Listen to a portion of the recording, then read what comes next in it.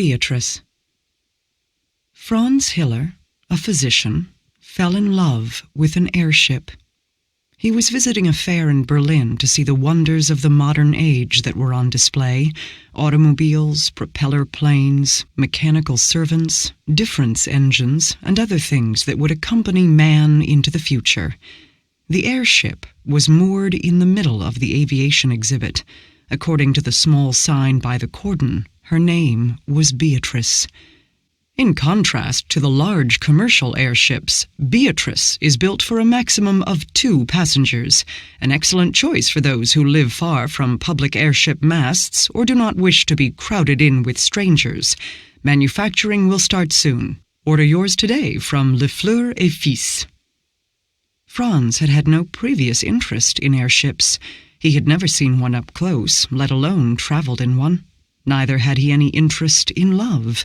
At 30, he was still a bachelor.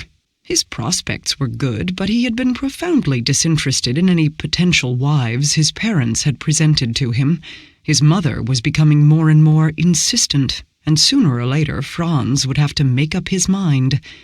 But then he found himself here, in Berlin, facing this airship.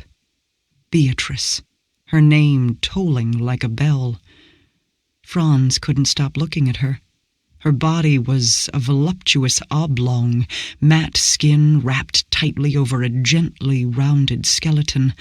The little gondola was made of dark wood, finest mahogany, and embellished with brass details, every part hand-wrought, with thick glass windows that rounded at the edges.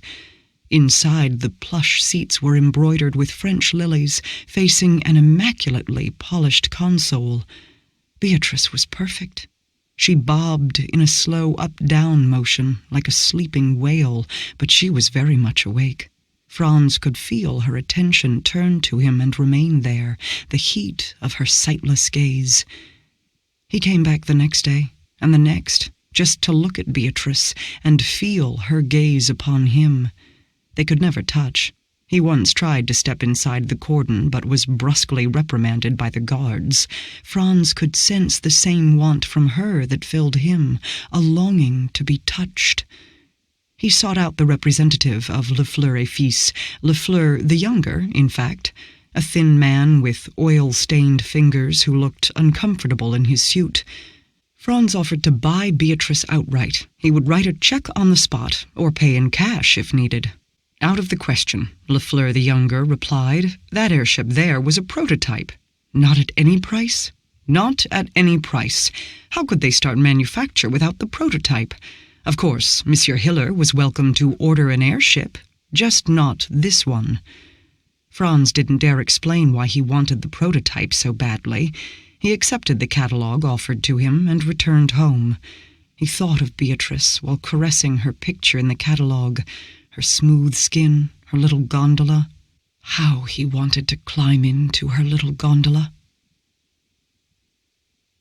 After 2 weeks, the fair closed. Beatrice was taken home to Le Fleur et Fils' factory in Paris. Franz fantasized about traveling to the factory, breaking into it at night and stealing her, or pleading his case to the owners, who would be so touched by his story that they would let go of her. Franz did none of this. Instead, he moved out of his parents' home, much to their consternation, and left for Berlin, where he found new employment and rented a warehouse on Stahlwerkstrasse. Then he placed an order. 2 months later, a transport arrived at the warehouse on Stahlwerkstrasse. 4 burly men, who didn't speak a word of German, unloaded 4 enormous boxes and proceeded to unpack the various parts of a small airship. When they left, an exact copy of Beatrice was moored in the warehouse. The realization dawned on Franz as he stood alone in the warehouse studying his airship. This new Beatrice was disinterested. She hovered quietly in the space without a trace of warmth. Franz walked along her length. He stroked her skin with a hand. It was cool. He traced the smooth, polished mahogany of her gondola with his fingers, breathing in the aroma of fresh wood and varnish.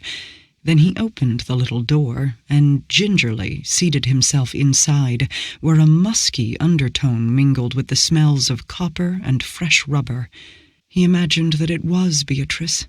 He summoned the sensation of warm cushions receiving him, how she dipped under his weight. But this Beatrice, too, had a seat with firm stuffing that didn't give. "We'll manage," said Franz to the console. "We'll manage. You can be my Beatrice. We'll get used to each other." Anna Goldberg, a printer's assistant, fell in love with a steam engine. She was the youngest and ugliest daughter in a well-to-do family in Hamburg. Her father owned one of the largest printing works in the country. Since Anna showed intellectual talent, she was allowed schooling and worked for her father as his secretary. In that way, she would at least earn her keep. Anna was happy with her employment, but not because she loved the art of printing or the art of being a secretary. It was the printing presses. When other girls her age mooned over boys, she had a violent crush on a König and Bauer. However, it wouldn't do to start a romance openly in front of her father. She saved every pfennig of her income so that when the day came she could afford to follow her love. At 28, she was still waiting for the right opportunity.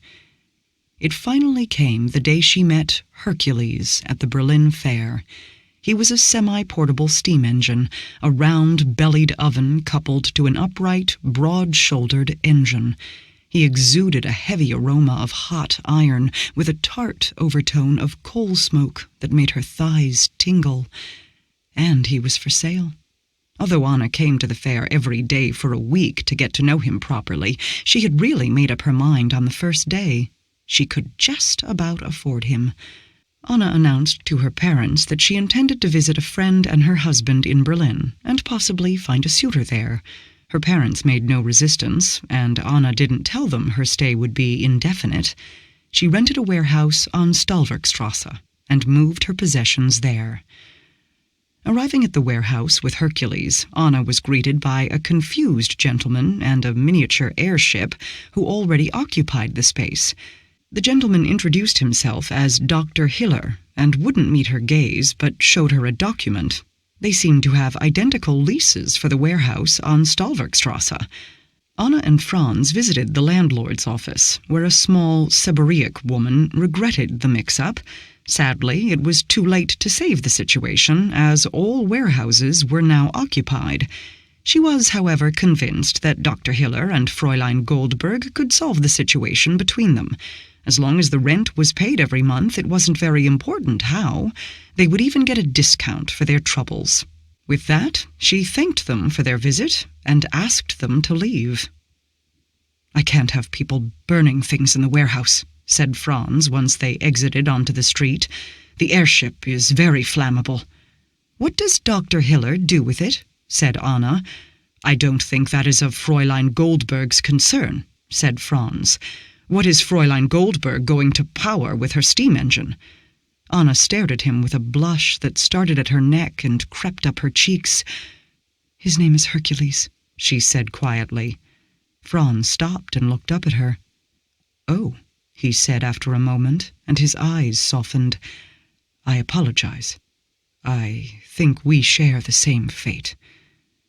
Returning to the warehouse, Franz led Anna to the airship moored in the far end of the room. "This is Beatrice," he said, and laid a possessive hand on Beatrice's gondola. Anna greeted Beatrice with a nod. "My congratulations," she told Franz. "She is very beautiful." They agreed on sharing the warehouse, with a partition in the middle. Anna brought a simple wood stove. After she pointed out that he, too, would need to cook for himself, Franz allowed her to install it in an alcove in the middle of the far wall of the warehouse, as far away from Beatrice as possible. The alcove became a shared kitchen and sitting room. It even took on a cozy air. Anna was constantly at work shoveling coal into Hercules's gaping maw and topping up water for the steam. At night she would get up every other hour to feed him. Franz, who left for the clinic each morning, imagined she would do the same in the daytime as well, as she was often busy shoveling coal no matter what time of day he came home. Other than that, she mostly seemed to be busy reading technical manuals and papers. She had brought an entire bookcase full of them. Beatrice remained cold and distant, no matter how Franz tried to warm their relationship. He was meticulous in his care for her. He read newspapers to her daily. He made love to her with great care. Nothing seemed to get her attention. Should he have tried harder to win the first Beatrice? Should he have pursued her more? Why hadn't he? And the question that plagued him the most, had Beatrice loved him as violently as he loved her? One night he told Anna the whole story over a shared supper. "I'll never find out," he said. "Did she really love me? Would I have loved her at all once I got to know her? Perhaps it was just a dream. She might be nothing like I thought she was." Anna shook her head, smoothing the pages of the journal she was reading. "I learned something from falling in love with that Königenbauer. Infatuation is worth nothing. It has nothing to do with the real world." She nodded at the steam engine looming in the corner by her bed. "Me and Hercules, we have an understanding. We take care of each other. It's a better kind of love, I think." "This Beatrice might come to love me, don't you think?" Franz said. "She might," said Anna. "And you have her right here. That's more than you can say about the other."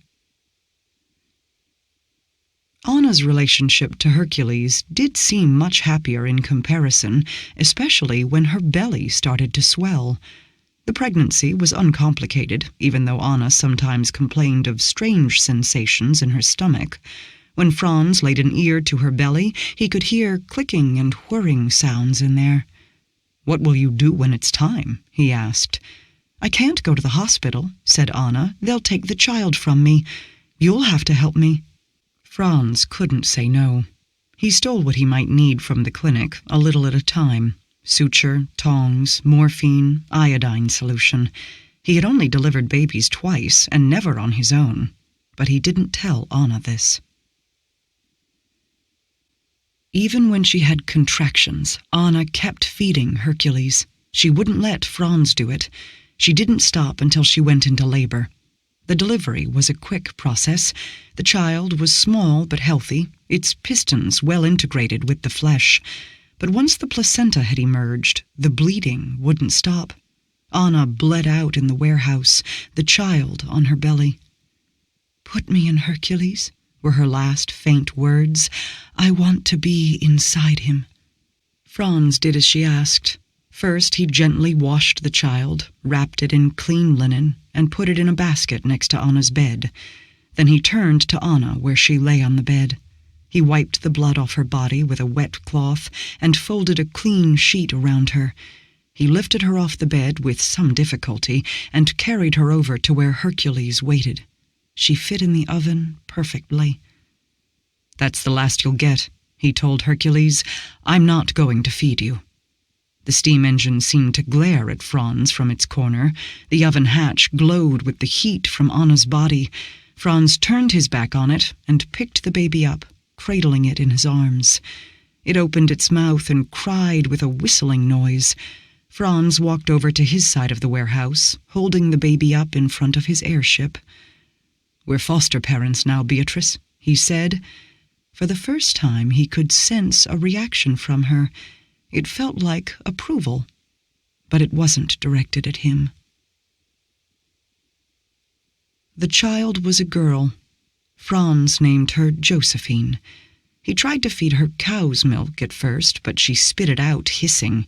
She steadily lost weight, her pistons squealing and rasping, until Franz, in desperation, dissolved some coal in water, dipped the end of a rag in it, and stuck it in her mouth.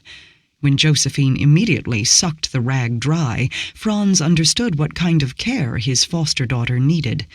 He took the box of maintenance tools Anna had kept for Hercules and greased Josephine's pistons carefully with good oil. He fed her a steady diet of coal water, gradually increasing the coal until it was a thick paste. When she had enough teeth, he gave her small bits of coal to gnaw on. The girl didn't need diapers, as she didn't produce any waste. She seemed to spend whatever she ate as body heat. If he fed her too much, she became unbearably hot to the touch, her pistons burning his hands. These peculiarities aside, she behaved much like a normal baby. Franz wrote a letter of resignation to the clinic. He sold Hercules to a factory and Anna's furniture to an auction house. The money would be enough for rent and food for a long time to come if he spent it wisely. He would at least be able to take care of his heirship and his foster daughter. Whenever he had to leave their home, he put the baby in Beatrice's gondola. When he came back, the baby was always in a good humor, comfortably cradled in the otherwise hard seat, cooing and playing with dials or tubes that had somehow come loose from the console. When Josephine was old enough not to need constant feeding, he found work at another clinic. Josephine seemed content to spend her days in the gondola. Beatrice radiated affection whenever the girl was near. The catastrophe came when Josephine was 4 years old. The little girl didn't have vocal cords, but instead a set of minuscule pipes arrayed in her larynx. She whistled and tweeted until her 4th birthday, when she suddenly started modulating the noise into speech. It was early morning. They had just finished breakfast. Josephine was sitting on the table, Franz lubricating the pistons in her arms. Josephine opened her mouth and said, in a high, fluting voice, "Father, her name isn't Beatrice." "Is that so?" said Franz, dripping oil on her finger joints. "She says so every time you call her Beatrice. That's not my name, she says." Franz blinked. "Do you understand everything she says?" "Her name isn't Beatrice," Josephine repeated. "It's something else, and she wants to say some things to you." Josephine sat with her legs dangling from the gondola, warbling the airship's thoughts without seeming to grasp their meaning. Franz was informed of the following. The airship's name wasn't Beatrice. It was something entirely different. She had lived as a slave under Franz, and he had raped her while pretending she was someone else. She hated him. "That can't be right," said Franz. "We worked on this marriage together. She was the one who wouldn't make an effort." "She says I had no choice," said Josephine. "She says you're holding me captive." Franz felt his throat constrict. "I certainly am not," he said. "I've worked so hard." He shoved his hands in his pockets to stop them from trembling. "I've worked so hard," he repeated. "She wants to fly," said Josephine. Franz opened the great double doors to the warehouse and slowly towed Beatrice outside. He knew what was going to happen, that Josephine was going to climb into the gondola while he was busy sorting out the tethers, that Beatrice II would tear free of her moorings and swiftly rise up into the sky, drifting east, that she would be gone in a matter of minutes, leaving him alone on the ground. He sorted out the tethers. Meanwhile, Josephine climbed into the gondola. Beatrice II suddenly pulled at the moorings, which snapped, and she ascended without a sound. Franz stood outside the warehouse, watching the sky, until night fell. Some letters for Ove Lindström. Hi, Dad. It's Saturday, and it's been 36 days since they found you. You lay in the apartment for 3 days before the neighbors called the police because the cat was howling. That was on a Friday. They said at the hospital it looked like a massive heart attack, probably quick. They asked if you and I were close. I said no. I couldn't cope with your drinking, broke off contact with you many years ago. That same night I dreamed about Mom for the first time in many years. She was standing at the edge of the forest, her back turned. Her dark hair tumbled in tangles down her back. The hem of her red dress dragged at the ground. I was sitting in the sandbox. I couldn't move. She walked in among the trees, and there was a tinkling sound on the air, like tiny bells. I entered your apartment prepared for something like the last time I was there. Floors covered by a thick layer of newspapers and milk cartons, piles of clothes and dirty dishes on the furniture, and a layer of greasy filth over everything. Fruit flies in the kitchen, maggots in the sink, the stench of rot and unwashed human. But I opened the door to empty rooms and a smell of pine soap. Floors and surfaces were scrubbed clean, the kitchen immaculate. I couldn't see any bottles or beer cans. Did you quit drinking? When? There was no smell of smoke, either. I wonder when you quit the cigarettes and when you decided to clean out the apartment. There were a couple of suitcases standing near the door. I took care of the cat. I don't know what you named her, but I call her Squeak. She's thin as a pipe cleaner and meows like a squeaky toy. She's hungry and pissed off, but fine. I called Bjorn and Maggie. Bjorn said he'd talk to you on Monday. You'd said you were getting your act together, going out to the old schoolhouse at Munse to start over. It was going to be just like old times. Maybe he had a feeling something was about to happen, Bjorn said. But on the other hand, I don't know. He would do that about once a year. He'd clean the flat and go to Munse to start over, and then he'd come back a couple of weeks later and it'd be just like before. He never told me that, I said. Maybe he was afraid to. I know I was. I didn't tell you because I knew he'd just fall off the wagon again. Just as well you didn't hear about it. I'm glad Bjorn didn't tell me. These people came to the service. Bjorn and Maggie, Per-Ona, Eva and Ingeborg, Peter and Lena, Dolores, Magnus, Alice. I hadn't seen any of them except Bjorn and Maggie since I was maybe 18. They have changed.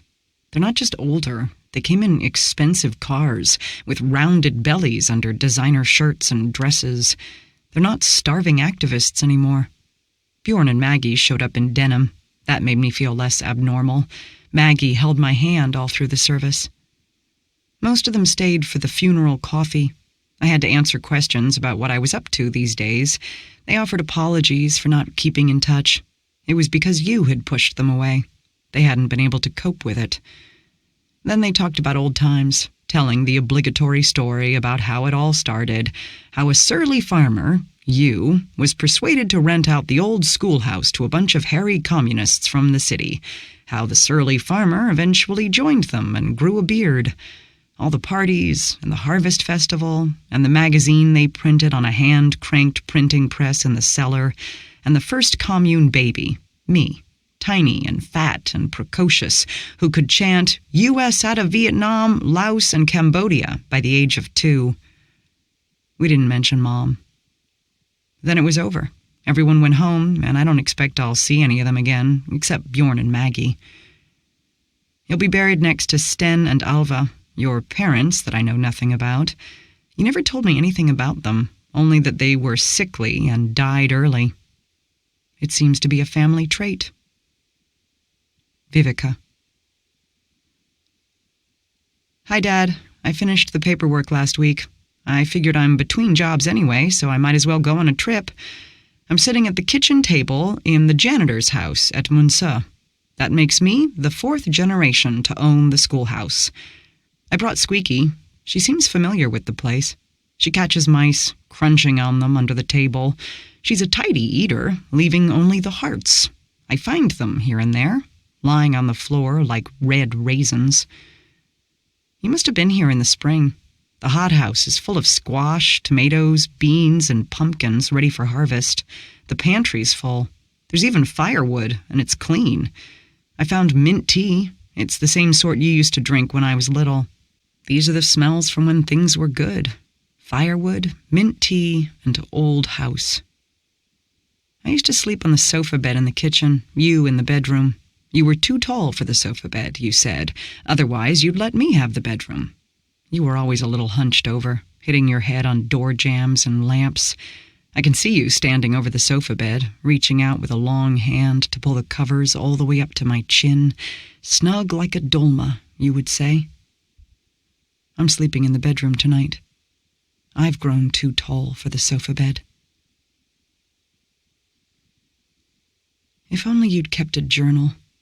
The only thing that tells me how much time you spent here are the newspapers by the stove. About once a year, for a few weeks at a time, just like Bjorn said. According to Svenska Dagbladet, which you insisted on reading despite calling it a bourgeoisie rag, the last time was in May. I went over to the schoolhouse today. The front door had warped and was difficult to get open.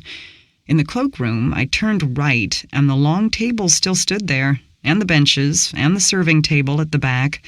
The breeze blowing in from the open door stirred up dust in the air. The fly papers spiraling down from the ceiling were black with little corpses. I went into the kitchen at the back, the old orange curtains still hanging in the windows, the massive, rounded refrigerator graying in the corner. Through the kitchen into the common room with its brown corduroy couches and the IKEA bookshelves. Dust and silence, the smell of wood and mold. Through the common room, full circle into the cloakroom.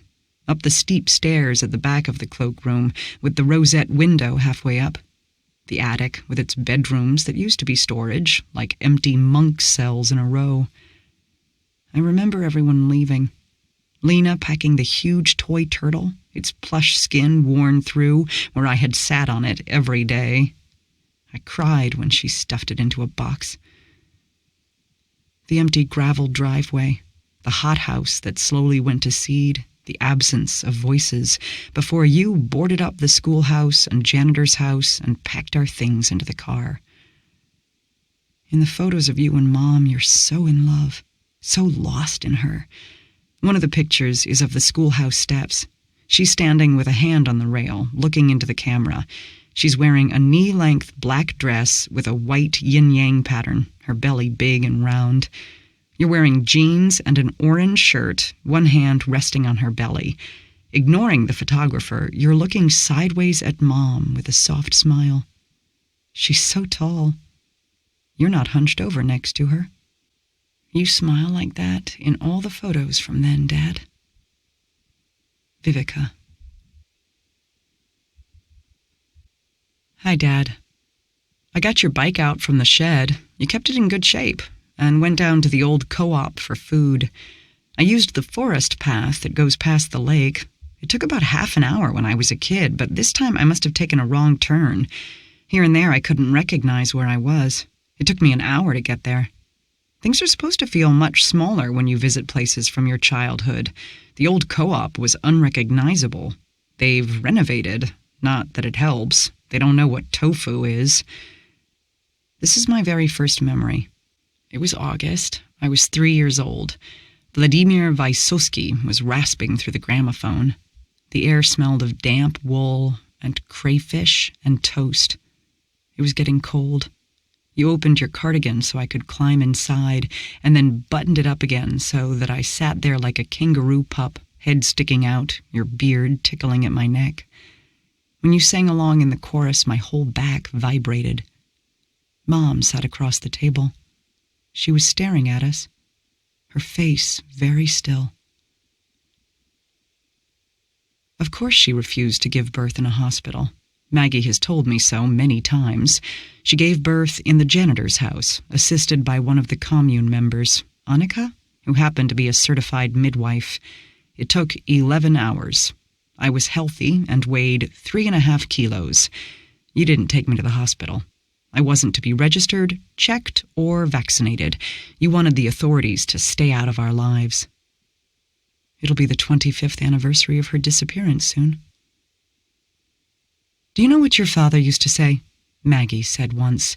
He used to say that your mother just came out of the forest one day.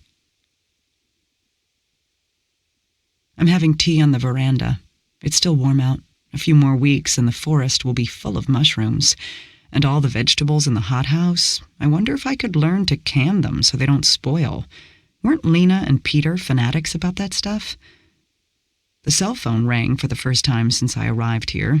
It was my caseworker at the unemployment center who wanted to know why I didn't show up for our meeting yesterday. It had completely slipped my mind. Caseworker wants me to report for inspection immediately. If I don't provide a list of all the jobs I've applied for this month, my benefits will be cut off. I figure that's about to happen anyway, so what difference does it make? I'll be cut off, and then I'll have to apply for welfare, and they'll tell me I can't have any because I own property. Then I'll either have to sell this place or tell the welfare people to sod off, in which case I'll settle out here and live on mushrooms and canned vegetables. I wonder how long I could do that. I wonder how long it would take before anyone except my caseworker missed me. Vivica. Hi, Dad. I've been weeding in the hothouse. Some of the plants died during the summer. Others are growing wild. It's not much of a hothouse, what with the hole in the roof. The vegetables going nuts are the ones that got rain on them. I don't think I could survive on them if I lose my benefits. This is my second memory. I know now that it's about a week after the crayfish party. I was sitting in the sandbox outside the house. The sand was cold and damp under the dry top layer. I had taken my shoes off, digging into the chill with my toes. Mom kissed my forehead, and then she walked away. She was wearing the red dress. She was barefoot. Mom walked in amongst the trees, and there was a tinkling sound on the air, like tiny bells. You came back from the store to find me howling in the sandbox. You put off calling the police until the next day. You tried to report her missing, but were told she didn't exist. She wasn't in the National Registry. Of course, neither was I, which they found out. I was registered and received a personal identity number and the mandatory vaccinations. And that was that. Mom didn't come back. You did what a dad is supposed to do. You made sure I went to school. You cooked dinner. We watched television together. You helped me with homework. I was never yelled at. You were never mean. When you started drinking, it was quietly, in the armchair by the television. You'd get distant and fall asleep at odd times. I learned to make myself dinner. I feel almost jet-lagged. The sun is so low in the sky. The sunset just goes on and on. Vivica. Hi, Dad. I thought you might want to know what I was doing while you were getting drunk. Once we'd moved into the two-roomer in Hokaringen, I was over at Maggie and Bjorn's place most of the time. You didn't want to see them. You were at work, or you were watching television at home, drinking. One evening, I was in Maggie and Bjorn's kitchen. We had just finished dinner, and I asked Maggie about you and Mom. Actually, I don't remember how it was, said Maggie. She didn't arrive with any of the others. It was me, Bjorn, and Peter from the Jester commune, Eva and Ingebo from Nyköping. Per-Ona was from Norrköping. He was Ingebo's friend from FNL. But your mother? I don't remember how she ended up there. But she was there from the start, that she was. A very private person. She and your father were a good match that way, I suppose. They liked keeping to themselves. How do you mean private? I said. She never talked about herself. I mean, she didn't talk about personal stuff or offer opinions. I never found out what she thought about anything, not in all the years she was there. We thought she was a bit touched, or she'd been through something difficult, so we didn't make a big deal of it. And then there was that bit about her not being in the National Registry. Maybe her identity was protected. Maybe she'd run away from an abusive husband. That's what I think. But why she left you and your dad? Maggie patted my cheek. She put an arm around me. That was a shitty thing to do, she said. If I'd had a child like you, I wouldn't have left you for a second. I sat quietly inhaling Maggie's scent, a mix of softener, cigarettes, and warm skin. Do you know what your father used to say? Maggie said. He used to say that your mother just came out of the forest one day. I tried to call Maggie just now, but for some reason I have no reception. It would be good to hear her voice. Vivica. Hi, Dad. When I was little, I could sit for hours looking out the window. It could be because of a certain kind of music, or because it was dusk, or a certain slant of the light. There was a sensation in my chest, a churning. I couldn't put words to it then, but it was a knowledge that there was something out there, that there was a hole in the world, and a longing to go there.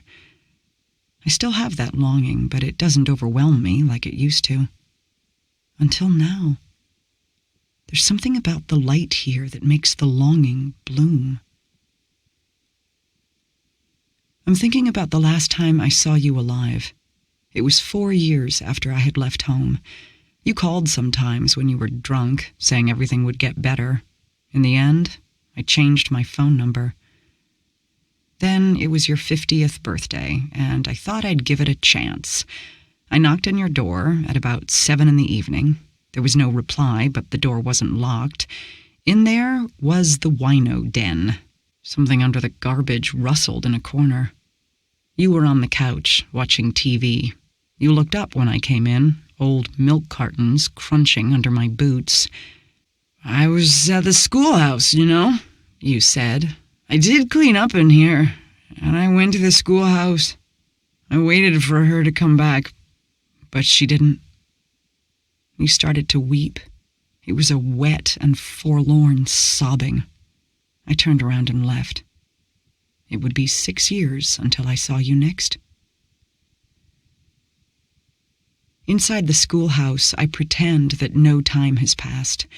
Closing my eyes, I can hear the others, the rhythmic thud of kneading dough, something being chopped on a cutting board, someone strumming a guitar and humming the melody, footsteps on the stairs, the smell of baking bread and tea and onions frying in butter, a hand caressing my cheek in passing.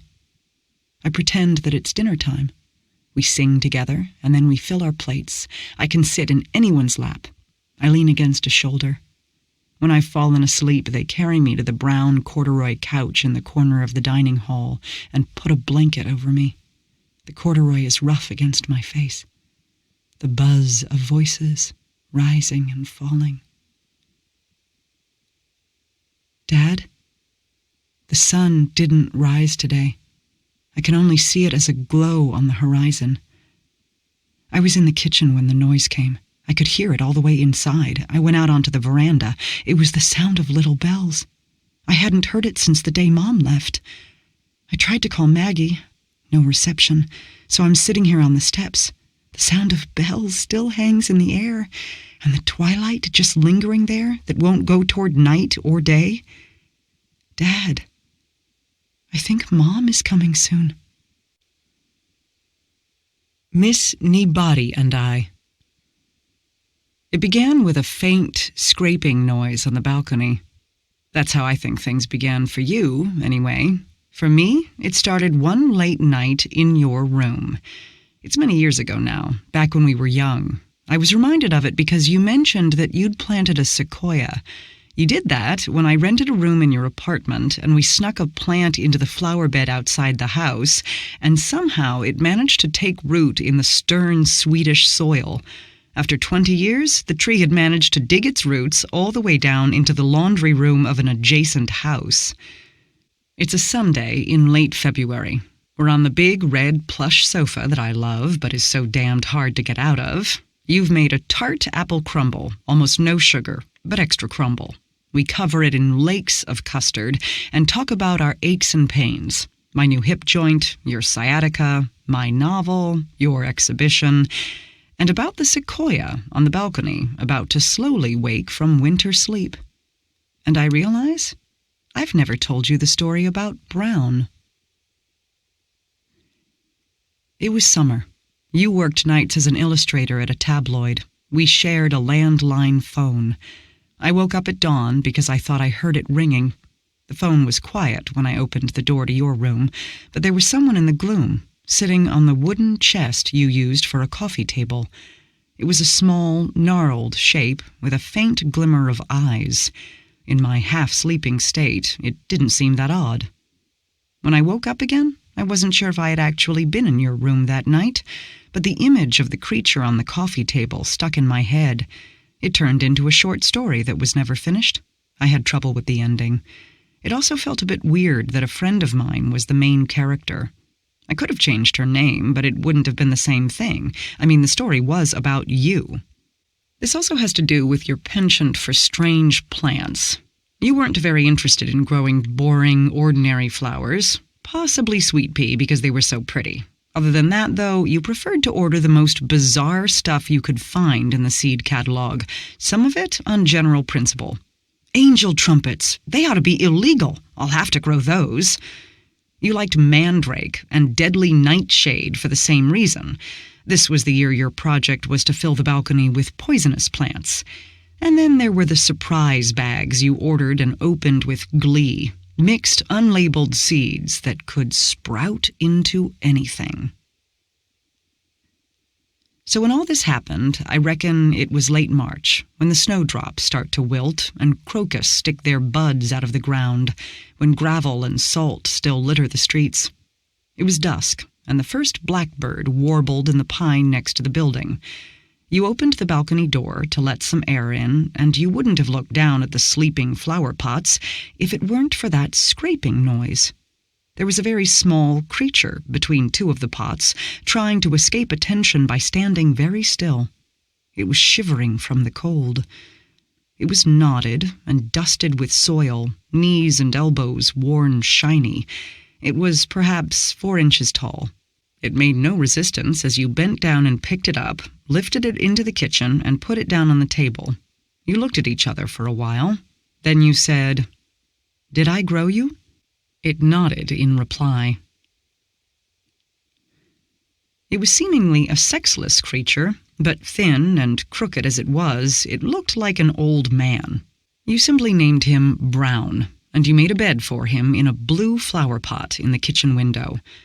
Brown either couldn't speak or chose not to. He was a quiet presence who seemed content to sit among the plants in the kitchen window. He would climb down to sit on the kitchen table when you ate. He disappeared under the dirt in the blue flower pot whenever you had visitors.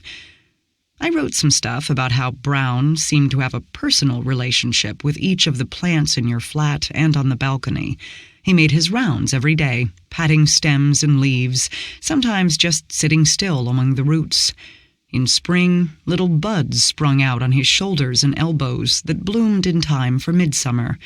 During winter, he hibernated in the flower pot. I wrote about when you moved from Hökaringen to another suburb west of Stockholm, and how Brown almost died because the transition was so difficult. And there, the text ended. I didn't know what to write, how to make the story come together. Where would it end? Would Brown stay with you the rest of your life? Would he ever be discovered by someone else? If someone moved in with you, how would he be able to stay hidden? To answer all these questions, I would have to invent your future life, your career, your travels, a partner, maybe more. This is easy enough with a fictitious person, but you were very real and my friend. Who was I to decide what you would do for a living, what kind of people you would come to love? I ended up being so afraid of doing something wrong, as if I were about to force you into a literary arranged marriage, that I stopped writing in the middle of the move from Hökaringen and Brown's imminent death. We know now how things ended up, of course. Alice's gentle siesta snores reach out into the living room. Your paintings cover the walls. Brown's presence, I say, must have gone unnoticed, or he's become a family secret. Of course, I didn't think you'd ever share your life with someone who couldn't handle the existence of someone like Brown. You're still listening, uncharacteristically quiet. When I say these last things, you smile at me, that very Finnish smile that makes you look so much like your mother, slanted eyes almost disappearing into the folds of your face. You chortle at me. I know, I say, but what the hell was I supposed to do? You, of all people, know I can't stop making things up. You burst into laughter. You stand up and walk over to the window where you lift an upside-down flower pot.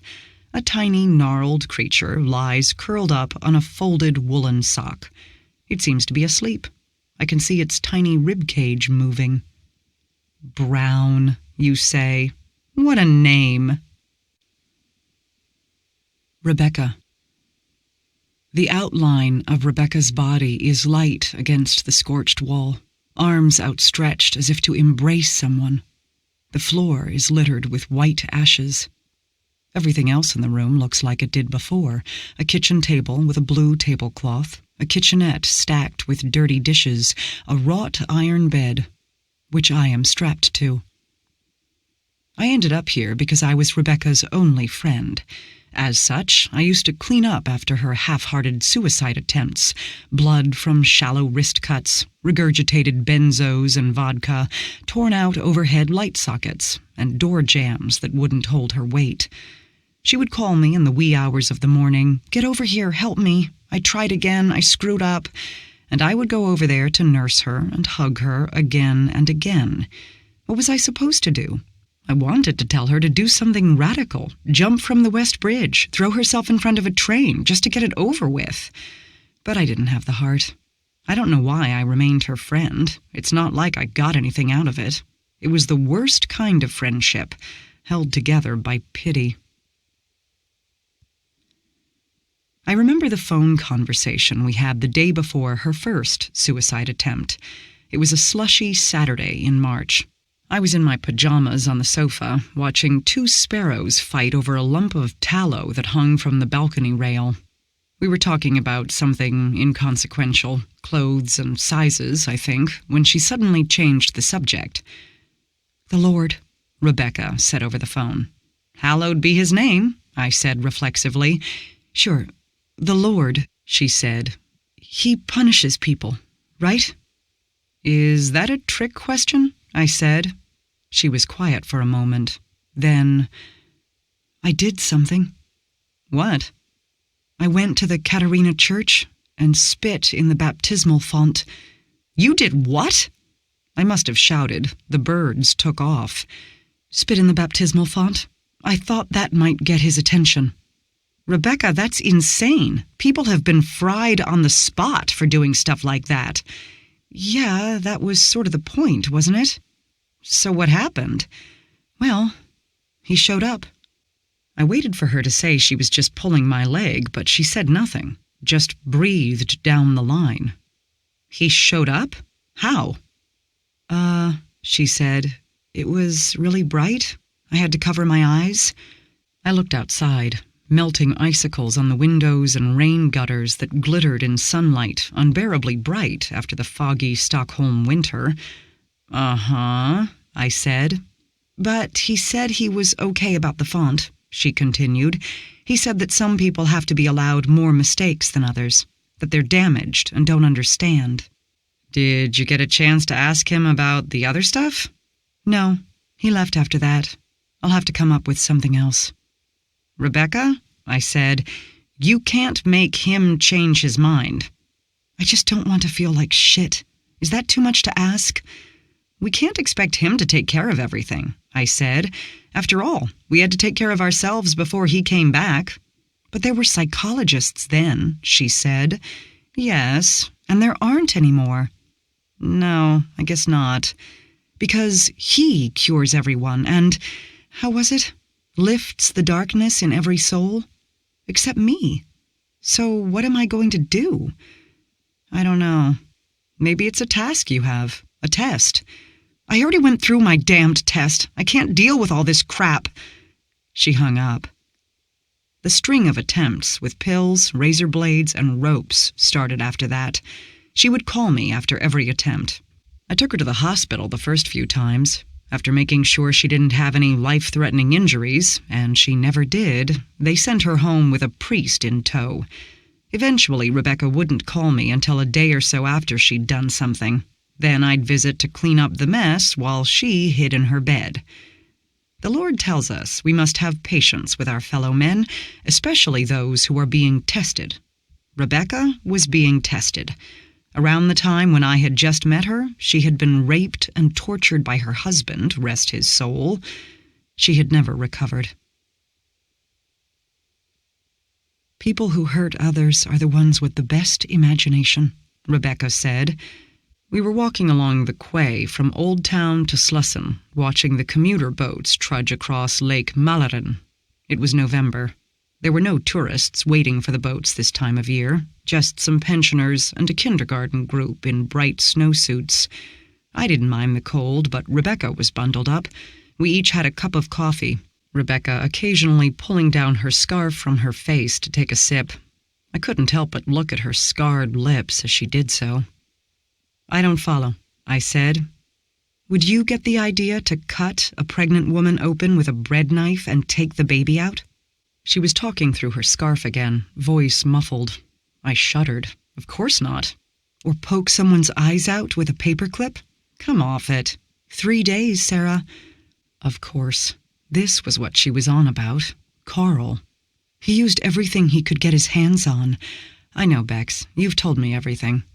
She went on as if I hadn't said anything. You couldn't imagine the things he came up with, not in your worst nightmares. Get it? And you know something else? What? I said, although I knew what she was going to say.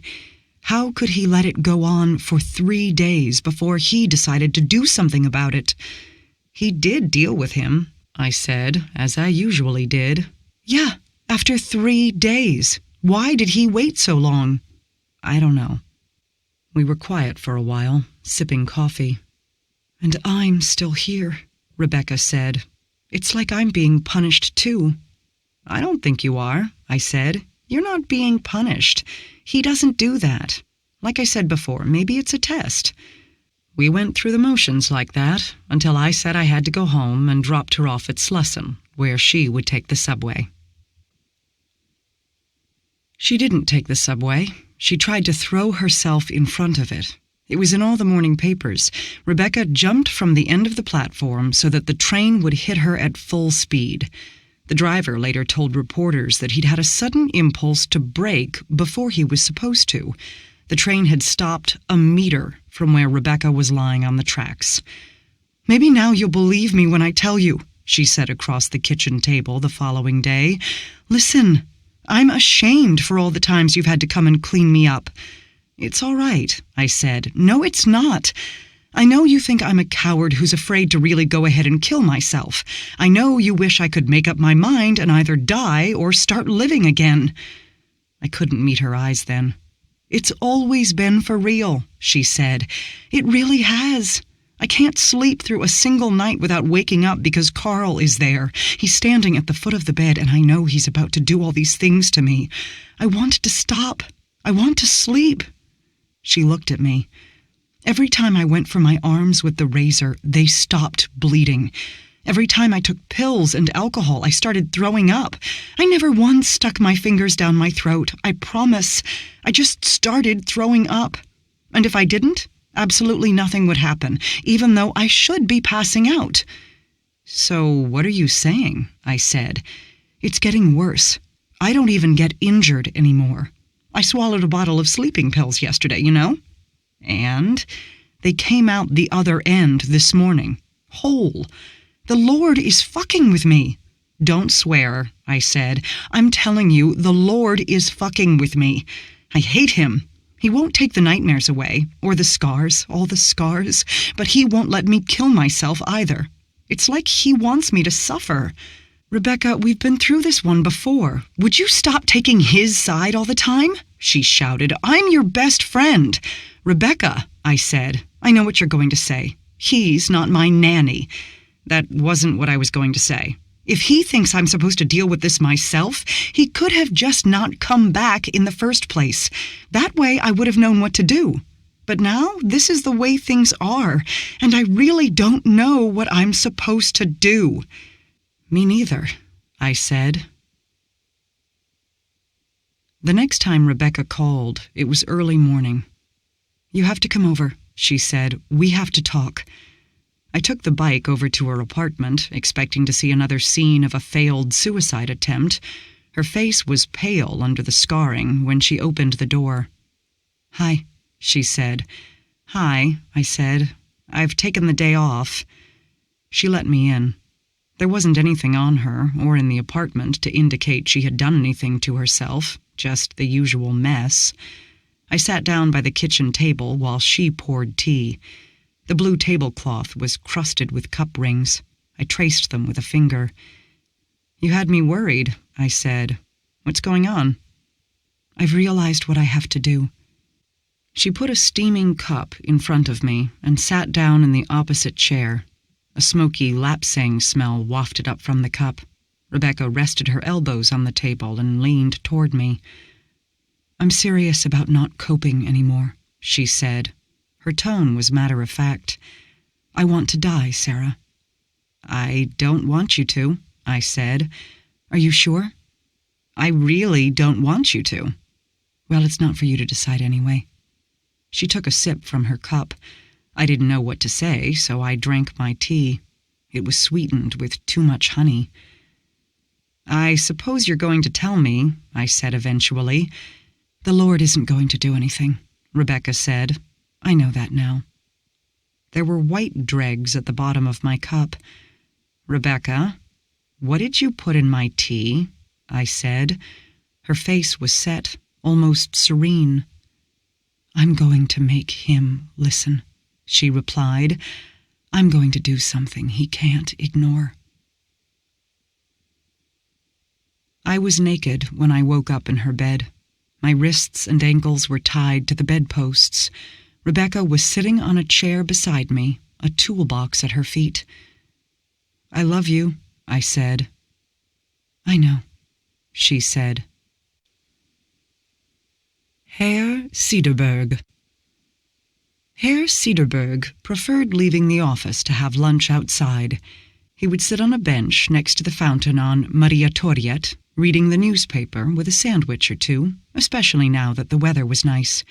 It was June, and the flower beds were full of giddy insects that every now and then buzzed over to Herr Cederberg to make sure he wasn't a flower. Other office workers populated the adjacent benches with their lunchboxes, and some even stretched out on the lawns, drinking the first summer sun like pale lizards. Herr Cederberg was vaguely reading an article on the national economy when feet crunched by on the gravel, and a girl's voice mumbled, "Like a bumblebee." Another voice tittered. He didn't have to look up to know they were talking about him. He was already very aware of his swelling thighs and bulging stomach, and that his feet were not quite touching the ground. The most common simile was pig, followed by panda, koala, and bumblebee, in no particular order. Herr Cederberg looked up from his newspaper. Two rosy and adolescent faces quickly looked away and leaned toward each other. The one who had giggled continued, "Oh, I love bumblebees. They're so neat. You know how the laws of nature say they shouldn't be able to fly, right? But they fly anyway?" "Yeah, but how?" asked the first girl. "Because they don't know. They're not supposed to." The girls burst into shrill laughter. Herr Cederberg couldn't summon the energy to say anything. They had no idea of their own idiocy, and wouldn't for years to come, if ever. He looked at the fat little insects bumping around in the tulips, their wings, if one could see them in slow motion, oscillating in a beautiful figure-8 pattern. He imagined himself fluttering his arms in the same fashion, slowly ascending into the sky. Herr Cederberg had long ago converted his garage into a workshop. His first passion had been for model planes, but the last few years he had been experimenting with different types of kites. His finest work to date, a Balinese dragon, covered the ceiling in bright red and gold. He surveyed the little space. There was plenty of material to work with. He rolled up his shirt sleeves, took off his jacket, and started sketching a framework. Herr Cederberg finished the machine on an early morning in the second week of August. At first glance, it resembled a stubby winged canoe on wheels. The cockpit had a corduroy seat with a safety belt.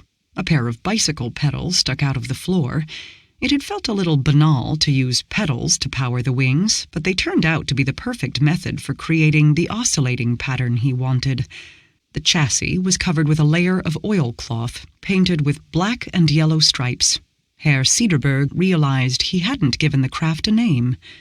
After a long blank moment, he patted the chassis and said, "Bumblebee." He blushed at his own lack of imagination. It was time to go. He folded the wings along the sides and pushed Bumblebee out of the garage toward the forest. Herr Cederberg stood sweaty and winded on the edge of a cliff in the forest outside the suburb. Far below lay the lake and the dark green sea of the pine forest. Next to him, the craft sat with its wings extended and a couple of wedges under its wheels to keep it from running off the edge. Herr Cederberg put his goggles on and crawled into the cockpit. He fastened his seatbelt and waited. The morning wind was too gentle, but after midday it finally picked up speed. A low-pressure front was heading in, and the chubby cumuli fused and inflated as they wandered the horizon. When the draft finally arrived, Herr Cederberg tore the wedges off and cheered quietly as the craft rolled forward, lifted its nose, and slid out over the edge. He pedaled as fast as his legs could manage. The wings were sluggish at first, but picked up speed, and when an updraft shot along the cliff, Bumblebee really took off. The air rushing by made Herr Cederberg's cheeks flutter. He rose higher and higher at a steep and determined angle. The low-pressure front came in straight ahead. The cumuli had gained height and metamorphosed into an enormous cumulonimbus, an anvil-shaped mass that stretched up into the higher layers of the atmosphere. Herr Cederberg looked down at the ground. He looked up at the cloud. Then he smiled and pedaled faster. At first, the suction of the cumulonimbus felt like a faint increase in wind. Then suddenly, it was as if someone had grabbed the craft as the cloud greedily started sucking in all air in its vicinity. Herr Cederberg saw the dark belly of the cloud stretch out like a bruised ceiling. The wind howled in his ears. The cloud ceiling soon filled his entire field of vision. The forward motion turned into a violent updraft, and the air darkened around him. Bumblebee began to shudder and shake. A wing abruptly tore away and pulled half of the oilcloth with it. Herr Cederberg clung to the edges of the cockpit with whitening knuckles as the cold and dark closed in around him. Ice crystals flocked to his eyelashes and mustache. The other wing fell away into the fog. Herr Cederberg unfastened his safety belt and kicked away from the cockpit. The craft's remains disappeared under him. The fog brightened slightly. He closed his eyes. Sometime later the light became almost unbearably bright, and the wind quieted down. Herr Cederberg opened his eyes again. He was floating just above the top of the cumulonimbus cloud. Above him, a hard little sun shone in a sky-colored dark violet. Little cirrus clouds powdered the stratosphere. White hills billowed away in all directions. The cold was deep and quiet. Herr Cederberg oscillated his arms like a bumblebee. Who is Arvid Piekon? Despite the well-known fact that it's the worst time possible, everyone who needs to speak to a governmental agency calls on Monday morning. This Monday was no exception. The tiny office was buzzing with activity. The 3 operators on the day shift bent over their consoles in front of the ancient switchboard. On Arvid Piekon's console, subject 1297's light was blinking. He adjusted his headset, plugged the end of the cord into the jack by the lamp, and said in a mild voice, "Operator." "Eva Idegård, please," said subject 1297 at the other end. "One moment." Arvid flicked the mute switch and fed the name into the little computer terminal under the wall of lamps and jacks. Subject 1297 was named Samuelsson Per. Idegård Eva was Samuelsson's caseworker at the unemployment insurance office. He read the basic information, 1297 unemployed for 7 months, listened to the voice sample, and flicked the mute switch again.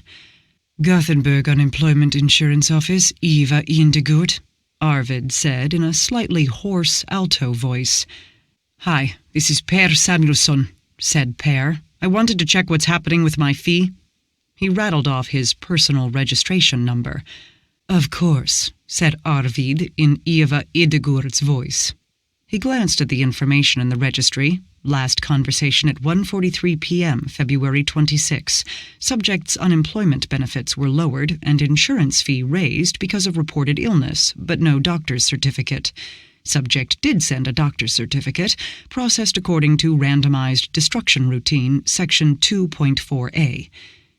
"You'll have to pay the maximum insurance fee since we haven't received a doctor's certificate," said Arvid. "I sent 2 of them in the original," said Per. "This isn't right." "I suppose one could think that," said Arvid, "but the fact remains that we haven't received them." "What the hell do you people do all day?" Per's voice was noticeably raised. "You have a responsibility to keep us informed and send the right information to the Unemployment Benefit Fund, Per," Arvid said in a soft voice. "Bitch, hag," Per said, and hung up. Arvid removed his headset, massaged the sore spot it left above his right ear. He wrote in the log, 2:07 p.m., March 15, have explained the raised fee. "Coffee break?" said Cornelia from the terminal to his right. The light by subject 3426 was blinking when Arvid sat down again. "Operator," said Arvid, calling the details up on his screen. There was no information except for a surname, Sycorax Miss. He hadn't seen this subject before. "Hello?" said a voice. It was thin and flat. "Yes, hello." "I would like to be put through to my dead mother," said Miss Sycorax. "Just a moment." Arvid muted the call. "Dead mother? How am I supposed to imitate her dead mother?" he said to his terminal. He peeked for the guidelines that should be popping up next to Miss Sycorax's name. There was nothing. Then he saw his hand rise up and flick the mute switch, and a sonorous voice burst out of his mouth. "Hello?" "Mother, is that you?" said Miss Sycorax. "Darling, hello there. It's been a while, hasn't it?" "Finding a good connection to hell isn't easy, Mother." Arvid fought to press his lips together. Instead, they parted, and his mouth said, "It's lonely down here." "Not much I can do about that, Mother," Miss Sycorax replied. "Can't you come visit just for once?" said Arvid, his voice dolorous. He desperately wanted to rip his headset off, but his hands lay like limp flippers in his lap. "Well, if you're only going to be whiny about it, I think we can end this conversation," Miss Sycorax said tartly. Arvid called her just that, tart, in her dead mother's voice. His ear clicked. Miss Sycorax had hung up. Arvid's hands were his own again. He took his headset off with shaky hands and looked around. At the next terminal, Cornelia was talking to subject 2536, person Mr., talking to an old friend from school in Wilhelmina, twirling a lock of dark hair around her pencil as she spoke to the subject in an old man's voice. When she ended her call, Arvid stood up from his chair. "I'll be leaving early," he said. "Oh, are you all right?" Cornelia asked, reverting to her melodic Finno-Swedish. Arvid looked for any sign that she had overheard him talking in a dead person's voice, but thought he saw nothing but concern in her liquid brown eyes. "Migraine, I think." Arvid took his coat from the back of the chair. "Migraine. I have a migraine." "Go home and rest," said Cornelia. "It happened to me a lot when I was new. It'll get better, I promise." She turned back to her terminal to take a new call. Arvid punched out and left the office. Outside, yellow afternoon light slanted through the street. As Arvid unlocked his bicycle, a woman in a phone booth next to the bicycle stand was arguing with someone. Arvid caught the words unemployment and fee. He wondered briefly if that was Cornelia's call. She was unyielding in her caseworker personas. Arvid did feel better the next day. By 9 o'clock coffee, he felt more or less normal. As he entered the break room, he saw that Konrad, the senior operator, was carefully laying out pale cakes on a plate. Cornelia was stirring an enormous mug of coffee. "Kubar," said Konrad. "I made them last night." Arvid picked a cake from the plate and bit into it. It was dry and tasted of ammonia and bitter almonds. Cornelia was sniffing at hers. "How are they?" Konrad asked. He was watching Arvid eagerly. "I haven't made these for years. I was wondering if I got the proportions right." "It's different," Arvid managed. He washed the cake down with some coffee. "It tastes like cyanide shortbread," stated Cornelia. "Very Agatha Christie." "Heh," said Konrad. He took a cake for himself and tasted it. "Your generation isn't used to ammonia cakes, I suppose." Arvid had another one. The ammonia taste was strangely addictive. "I have a question for you," Arvid said after a moment. "You've been here the longest. How are the subjects picked, really?" Conrad shrugged and bit into his third kube. "No idea," he said. "I signed an NQNDA just like you." Arvid looked at Cornelia, who was chewing. She jerked a thumb at Conrad and nodded. "So nobody knows?" asked Arvid. "The manager does, I expect," Conrad replied. "But don't you ever wonder?" "No questions, no disclosure, son. I'm not about to bite the hand that feeds me. Besides, all you need to know is in the work description. We take calls to governmental agencies and calls to persons the subjects don't know very well," Arvid filled in. And follow instructions. That's all there is to it. That's all you need to know. The manager relies on our discretion, Arvid. NQNDA. Arvid sighed. "All right. What did you do before you got this job, anyway?" "Stage actor," said Conrad. He picked a fourth kube from the plate. He said, pointing at Arvid with the cake. "Ventriloquist." Arvid nodded at Cornelia. "You?" "Book audio tapes," said Cornelia. Conrad swallowed. "See there? 3 crap jobs you can't make a living off of. Isn't it nice to be able to pay rent and eat good food?" "I guess," said Arvid. "You're new here. When you get over that starving artist thing, when you're my age, you'll agree that it's nice to be able to eat roast beef." Conrad pushed the plate toward Arvid. "Here, have another kube." It was 1 week later, just after lunch, that Miss Sycorax's lamp started blinking again. Arvid hesitantly took the call. "Hello," said the flat voice of Miss Sycorax. "Where would you like to be connected?" said Arvid. "I want to be connected to the Beetle King." "I see," said Arvid, and muted Miss Sycorax. He cast a frantic glance at Cornelia, who was deeply involved in yet another call with subject 9970, Underbury.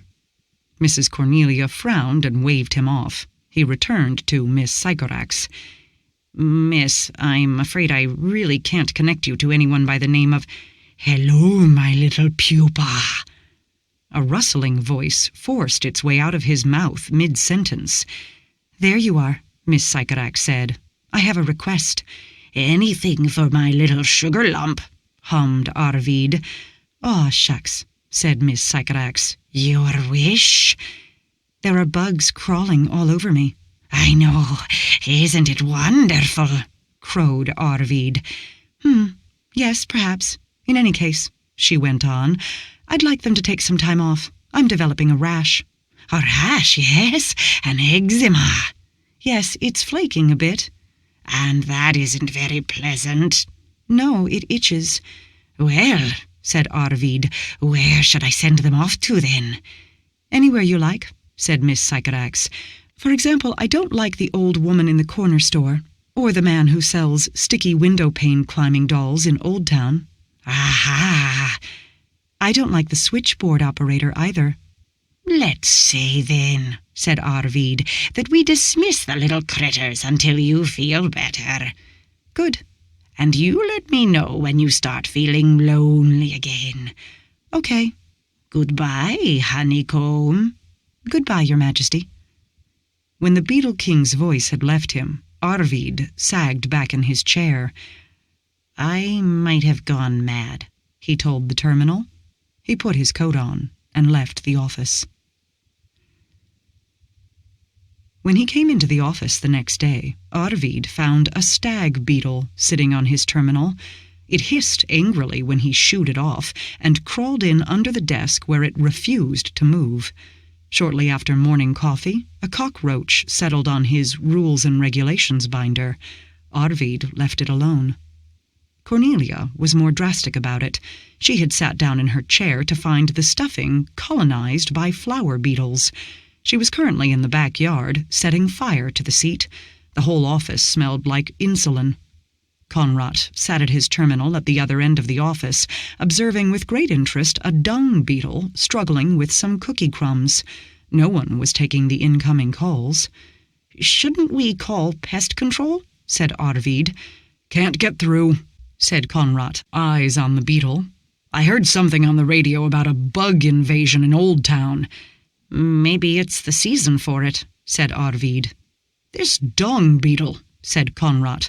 "This beetle shouldn't be here at all. It's African. A very pretty specimen, actually." He gave it a piece of cookie to wrestle with. Cornelia entered the office with a new chair. At the same time, the light by Miss Sycorax's number started blinking. Arvid considered not picking up. But Cornelia sat down and put her headset on, and Conrad tore himself away from the dung beetle, and there was no longer an excuse not to work. He pushed the button. "Operator." "Hello," said the flat voice. "Yes, hello." "I want to be put through to Arvid Piakon," said Miss Sycorax. "Arvid Piakon?" Arvid repeated. His finger flicked the mute switch up and down. "Arvid," said his voice. A slap woke him up. Cornelia's round eyes were staring worriedly into his. She turned her head to look over at Conrad's looming silhouette. They grabbed Arvid's arms and dragged him up into his chair. "You had us worried there," said Cornelia. "You fainted," Conrad explained. "What happened?" asked Arvid. The buzzing in his head made it difficult to hear the other two. His face tingled. "Oops, head between your knees," said Conrad. "What happened?" asked Arvid of the linoleum. "You talked to 3426 for almost an hour, and then you fell off your chair," said Cornelia. "But I took the call just now." "No, you've been going on for an hour." "What did I talk about?" Cornelia was silent for a moment. She was probably glaring at him. "You know we don't listen to each other's calls." "Yes," mumbled Arvid to the floor. A hand landed on his shoulder. "You should probably go home," said Conrad.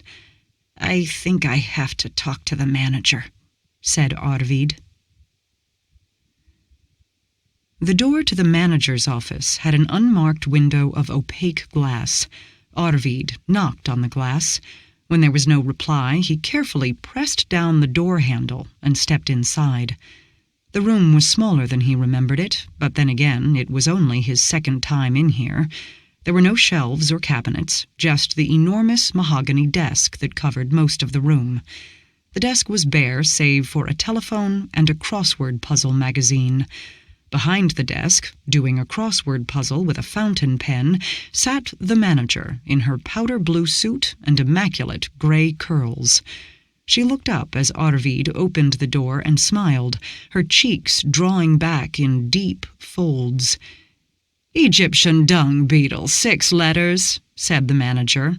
Arvid opened his mouth.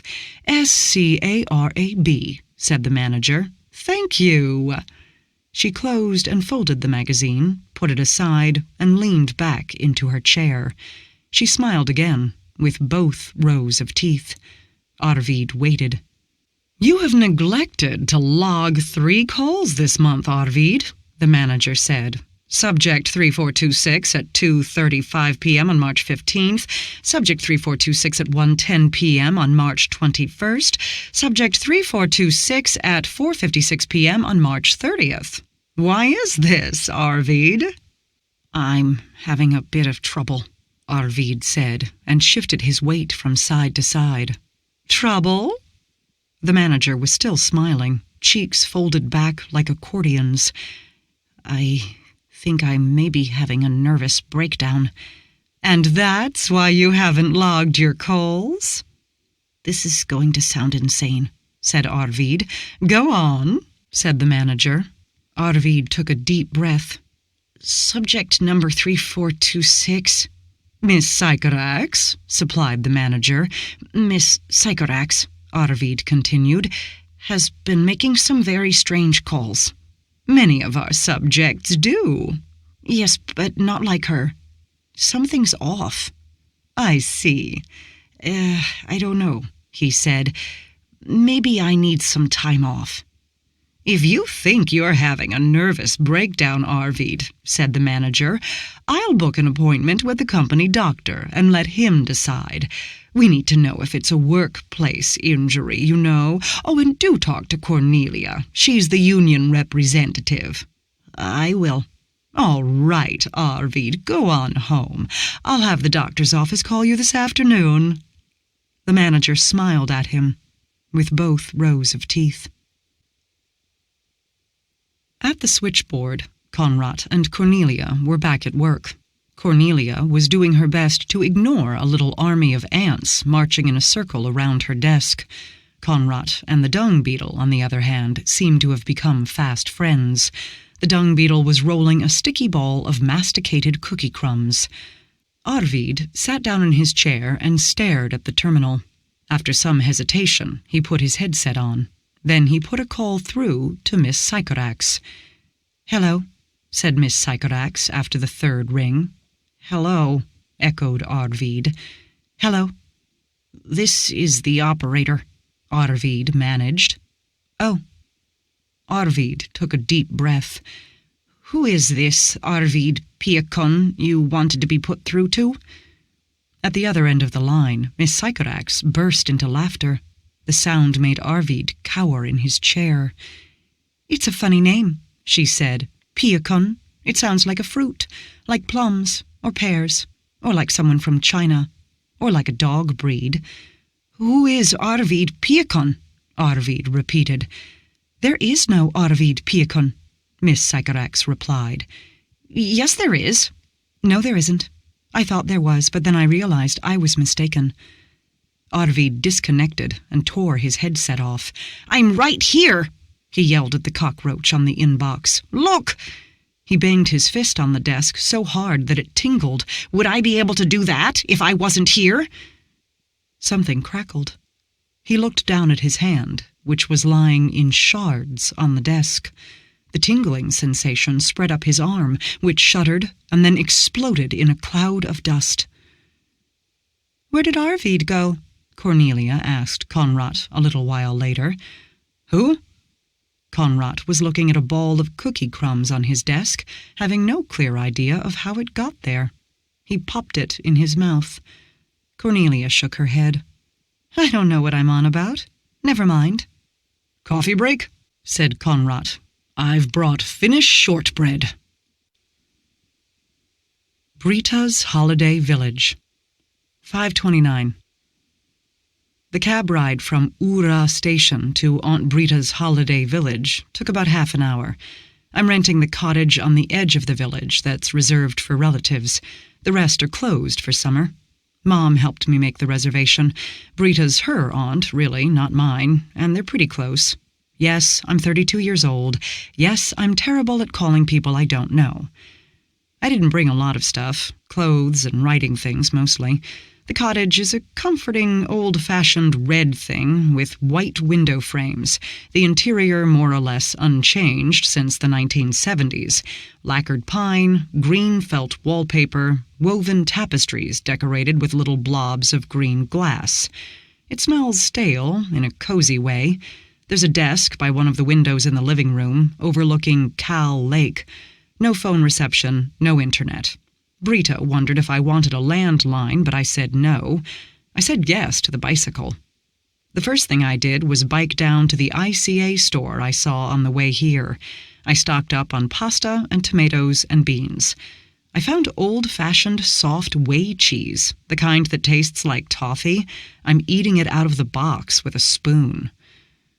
Holiday Village is a misleading expression. The village is really just 12 bungalows arranged in 2 concentric circles, with a larger house, the assembly hall, in the middle. The dark paneling, angled roofs, and panoramic windows must have looked fresh and modern in the 60s, or whenever they were built. The wood is blackened now, and the windows somehow swallow the incoming light, creating caverns under the eaves. I'm a little relieved to be staying in the cottage. Brita said that before she bought the Holiday Village, back when they were building it, the old man who owned the cottage refused to leave. When he finally died, the cottage was left standing for private use. It's much more cozy anyway. I'd feel naked behind those panoramic windows. 5:30. I got up late and unpacked and sorted music. I've got a playlist with old punk and goth for the teenage project, an ambient playlist for the space project, and a list of cozy music. Everything in order to feel at home and get into the mood and avoid writing. Did some cooking, rode the bike around until I was tired, found an old quarry, tried to go for a swim in Cow Lake and cut my feet on the rocks, bought goat whey curd. Finally, I couldn't avoid it anymore. Writing. So I have 2 stories I want to do something about. First, there's the science fiction story about child workers in the engine room of a spaceship. It's a short story, really, but I'd like to expand it into a novel. I know you're not supposed to worry about form or length. It's a guaranteed way to jinx the whole thing, but I'd really like to. I like the characters and their intense relationships, like Lord of the Flies in space. The other story is a pseudo-biographical thing about a teenager growing up in the Stockholm suburbia of the 1980s, during the heyday of Ultra, the tiny house-turned-punk headquarters. I suppose it's a cooler and bolder version of myself, also older. I was too young to ever hang out at Ultra. It had already burned down by the time I discovered punk. I used to go to Ultra's next iteration, Hund Dagis. The club housed in an old daycare center for dogs. I still remember the punk aroma, beer, cigarettes, cheap hairspray, and day-old sweat. So that's what I've been doing, writing down a bunch of teenage memories and transposing them onto a little older and bolder version of myself. And it's just slow and boring work. I had a go at the science fiction story instead, but it wouldn't happen. I ended up shutting everything down, realized it's now 1 o'clock in the morning. Actually, it's 1:30 now, and I'm going to bed. 5:31. I took a walk through the village this morning. Things that look like white, plum-size pupae hang clustered under the eaves. They're warm to the touch. I should tell Brita, it's some kind of pest. Wasp nests? Biked to the quarry after coffee, gathered some nice rocks, very pretty black granite. Went home, made pasta with chickpeas, tried to write. Writing about punks at Hund Dagis doesn't feel the least bit fun or interesting, mostly because I've realized what a lame teenager I was. I was always home at the stroke of midnight. I didn't like drinking mash. I didn't have sex. I read books and had an inferiority complex because I was afraid to do all that other stuff. I don't know anything about being a badass punk rocker. It's the same thing with the story about the engine room kids. What do I know about child labor? What do I know about how kids relate to each other under circumstances like that? Not to mention, what do I know about spaceships? I'm talking out of my ass. So there I am. I can't write about what I know, and I can't write about what I don't know. Better yet, I've told everyone that I'm staying in Ura until I've finished the novel. I somehow thought that saying it would make it happen. Hang in there for another couple of weeks. And do what? Try some more. Go on biking trips and eat whey cheese. 6:2. I'm taking a break. I've scrapped everything I was working on. I rented a car and drove west over the border into Norway, where I bought ice cream in a lonely little kiosk. When I was a kid, I thought the sign in Norwegian that said "åpen," open, meant "åpan," the monkey. It was the most hilarious thing ever. I had my ice cream and looked at the Sealarna Mountains and the cotton grass swaying on the bog. There was a thick herbal smell of mountain summer. Little pools and puddles were everywhere, absolutely clear, miniature John Bower landscapes. I considered going on to Levanger, but it felt too far. I went for a swim in Gev Lake on the way home. It was just like when I was little, warm and shallow enough that if you walk out into the middle, the water only reaches your waist. Tiny minnows nibbled at my feet. 6:3. I'm having coffee in the little cabin on Uraskutan's summit. It's a clear day, and I can see the mountain range undulating in the west, worn blunt by the ice ages. Mom once said that when she was a kid, there was a leathery old man who every morning hiked all the way up the mountain with a satchel full of coffee thermoses and cinnamon rolls that he would sell in the cabin. This was before the cableway, somewhere in the 1950s. The old man had done that since time immemorial, even when my grandmother and her sister were kids and dragged baking troughs up the mountain to ride them down like sleds. 6-4. I went for a walk in the holiday village. I became a little obsessed with the thought of stuff you can do when nobody's looking. Build a pillow fort outside cottage number 6. Streak howling through the street. I was thinking specifically of howling when I spotted the pupae. They're the size of my fist now. That was fast. I forgot to tell Brita. Of course, I had to touch one of them again. It felt warmer than my hand. Went shopping in Kahl, had a cup of coffee, bought the newspaper, went past Brita's house. I told her about the pupae. Her reaction was pretty strange. She said something about the pupae sitting there in summer and that I should leave them alone. That's why she'd put me in the cottage outside the village, so that the pupae would be left in peace.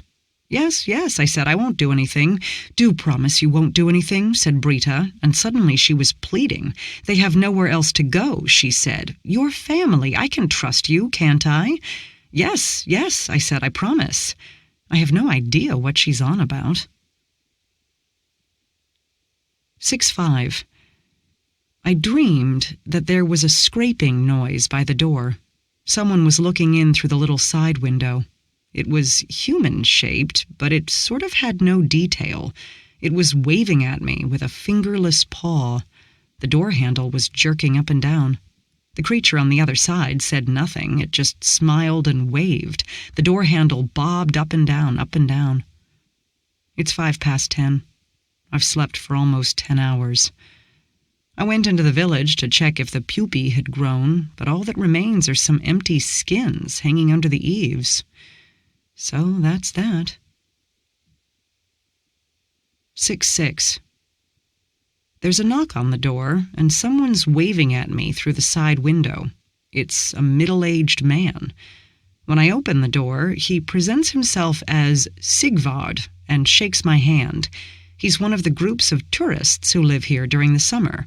They've rented all the cabins, and now they're throwing a party, and they've seen me sitting alone in my cottage. Would I like to join them? There's plenty of food for everyone. I'm very welcome.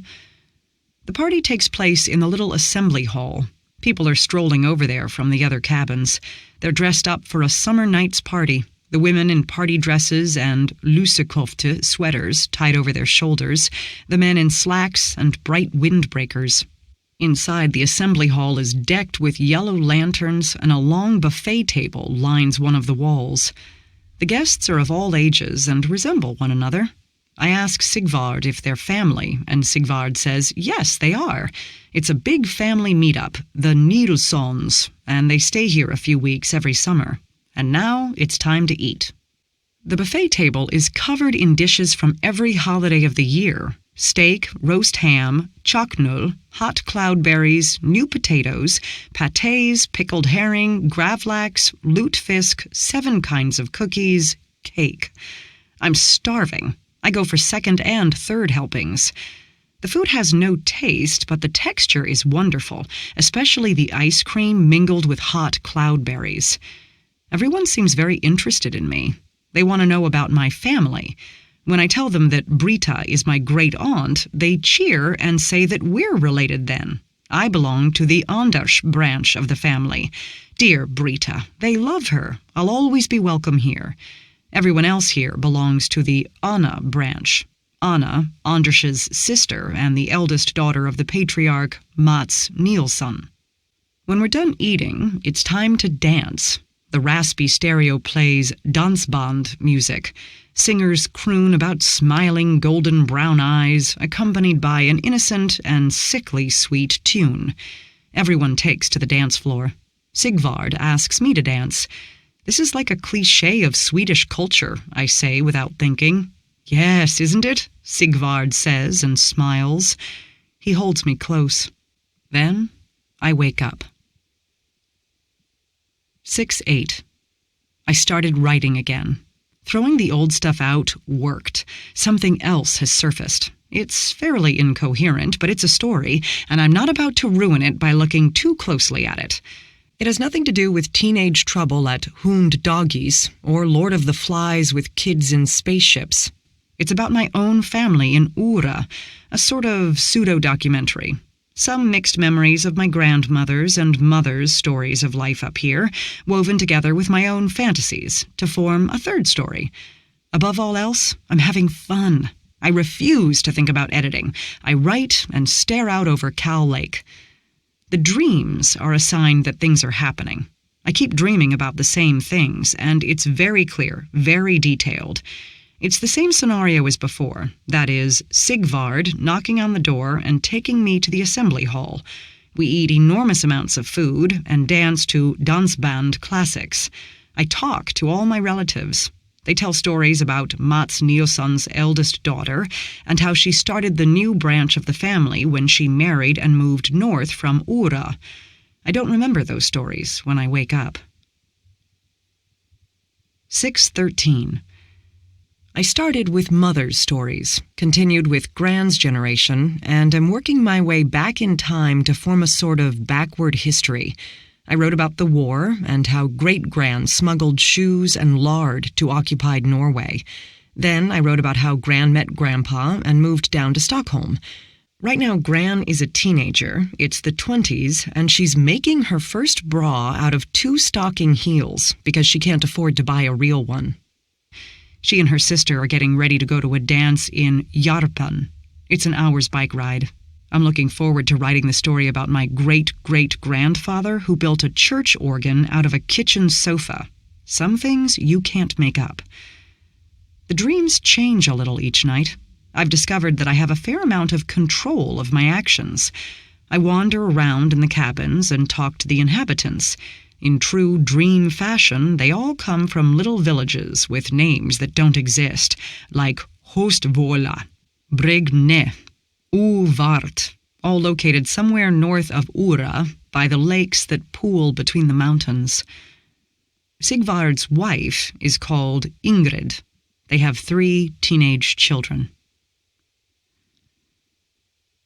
6:15. I'm a little disgusted by the direction this is all taking. I don't know how to interpret what's going on. The front doors are always unlocked. I go where I wish.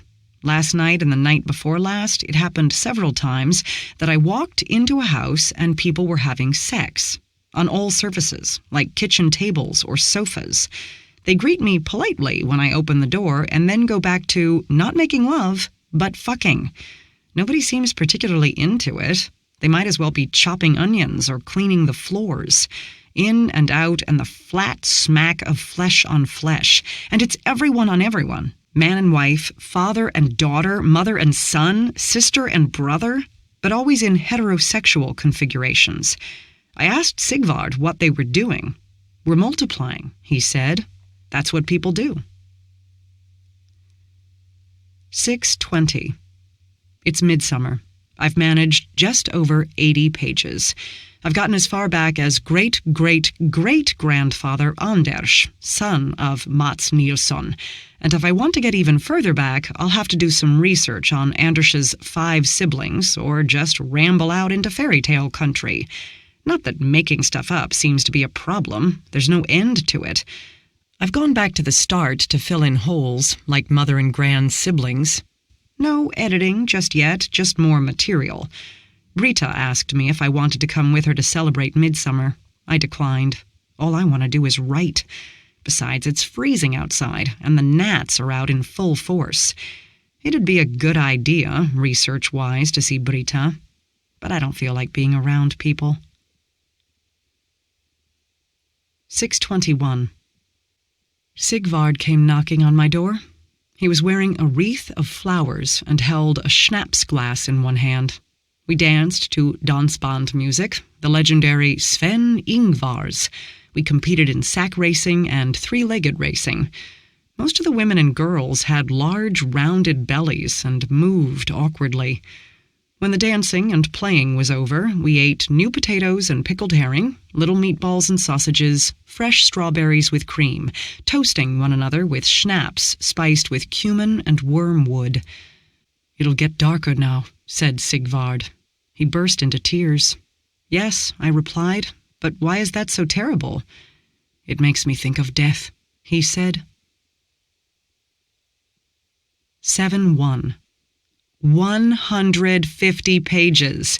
That's an average of 5 pages a day. Very well done. The last 10 days have been about putting more meat on the bones I finished building around midsummer. In other words, embroidering what facts I had with more ideas of my own. Editing is going to take a lot longer, but I have a solid structure from beginning to end. No bothersome gaps or holes. I decided to stop at Anders. I need to check the other siblings now, especially Anna. I've tried to talk to Brita, but she's always busy whenever I come over. I'm done with this place, though. I'm homesick. I've booked a ticket to Stockholm for the 6th. I can go back home with a good conscience. 7-4. They're weeping and wailing. They're all dressed in black. They won't say why. I've told them I'll be leaving soon, but I don't think that's why they're sad. 7-5. I finally caught Brita for a cup of coffee. She apologized for being so busy. I asked her about Mats Nilsson's children, but she doesn't know much outside of our own branch. Still, I asked her if she knew anything about Anna, the eldest daughter. "Not much," she said, but then there wasn't much to know about her. She disappeared without a trace when she was 20 years old. The consensus was that she probably drowned herself in Cow Lake or in one of the sinkholes in the quarry. In any case, she was never seen again. 7-6. I'm leaving on the night train. I cleaned out the cottage. All that's left is to hand over the keys to Brita. Sigvard knocked on my door in my dream. The whole village was crowding behind him. They looked aged and crumpled somehow, and they were weeping loudly. Some of them didn't seem to be able to walk on their own. They were crawling around. Sigvard came in first. He dropped to his knees and flung his arms around my legs. I sat down on the floor. He put his head in my lap. "My dear," he said, "it was the best summer ever. We're so grateful." Then he sighed and lay still. The others came, one by one. They lay down around me and curled up. They sighed and lay still. I patted their heads. "They're there," I said. "Go to sleep now, go to sleep." Their bodies were like light shells. They collapsed in on themselves. I was woken up just after 7 by an ice-cold draft. The front door was open. I went for a last walk in the village. Clusters of tiny spheres hang under the eaves. Reindeer Mountain. Sila was 12 years old the summer Sera put on her great-grandmother's wedding dress and disappeared up the mountain. It was in the middle of June during summer break. The drive was a torturous 9 hours, interrupted much too rarely by bathroom and ice cream breaks. Sila was reading in the passenger seat of the ancient Saab, Sera stretched out in the back seat, Mom driving. They were traveling northwest on gradually narrowing roads, following the river, the towns shrinking and the mountains drawing closer. Finally, the old Saab crested a hill and rolled down into a wide valley where the river pooled into a lake between 2 mountains. Sila put her book down and looked out the window. The village sat between the lake and the great hump of Reindeer Mountain, its lower reaches covered in dark pine forest. The mountain on the other side of the lake was partly deforested, as if someone had gone over it with a giant electric shaver. Beyond them, more shapes undulated toward the horizon, shapes rubbed soft by the ice ages. "Why does no one live on the mountain itself?" Sera suddenly said, pulling one of her earphones out. Robert Smith's voice leaked into the car. "It's not very convenient, I suppose," said Mom. "The hillside is very steep." "Nana said it's because the mountain belongs to the Vitra." "She would," Mom smirked. "It sounds much more exciting. Look." She pointed up to the hillside on the right. A rambling 2-story house sat in a meadow outside the village. There it is. Sila squinted at the house. It sat squarely in the meadow. Despite the faded paint and angles that were slightly off, it somehow seemed very solid. Are we going there now? No, it's late. We'll go straight to Aunt Hedvig's and get ourselves settled. But you can come with me tomorrow if you like. The cousins will all be meeting to see what needs doing. I can't believe you're letting the government buy the land, said Sarah. We're not letting them, sighed Mom. They're expropriating. Forcing us to sell, Sila said. I know what it means, smartass, Sarah muttered and kicked the back of the passenger seat. It still blows. Sila reached back and pinched her leg. Sarah caught her hand and twisted her fingers until Sila squealed. They froze when the car suddenly braked. Mom killed the engine and glared at them. Get out, she said. Hedvig's cottage is up this road. You can walk the rest of the way.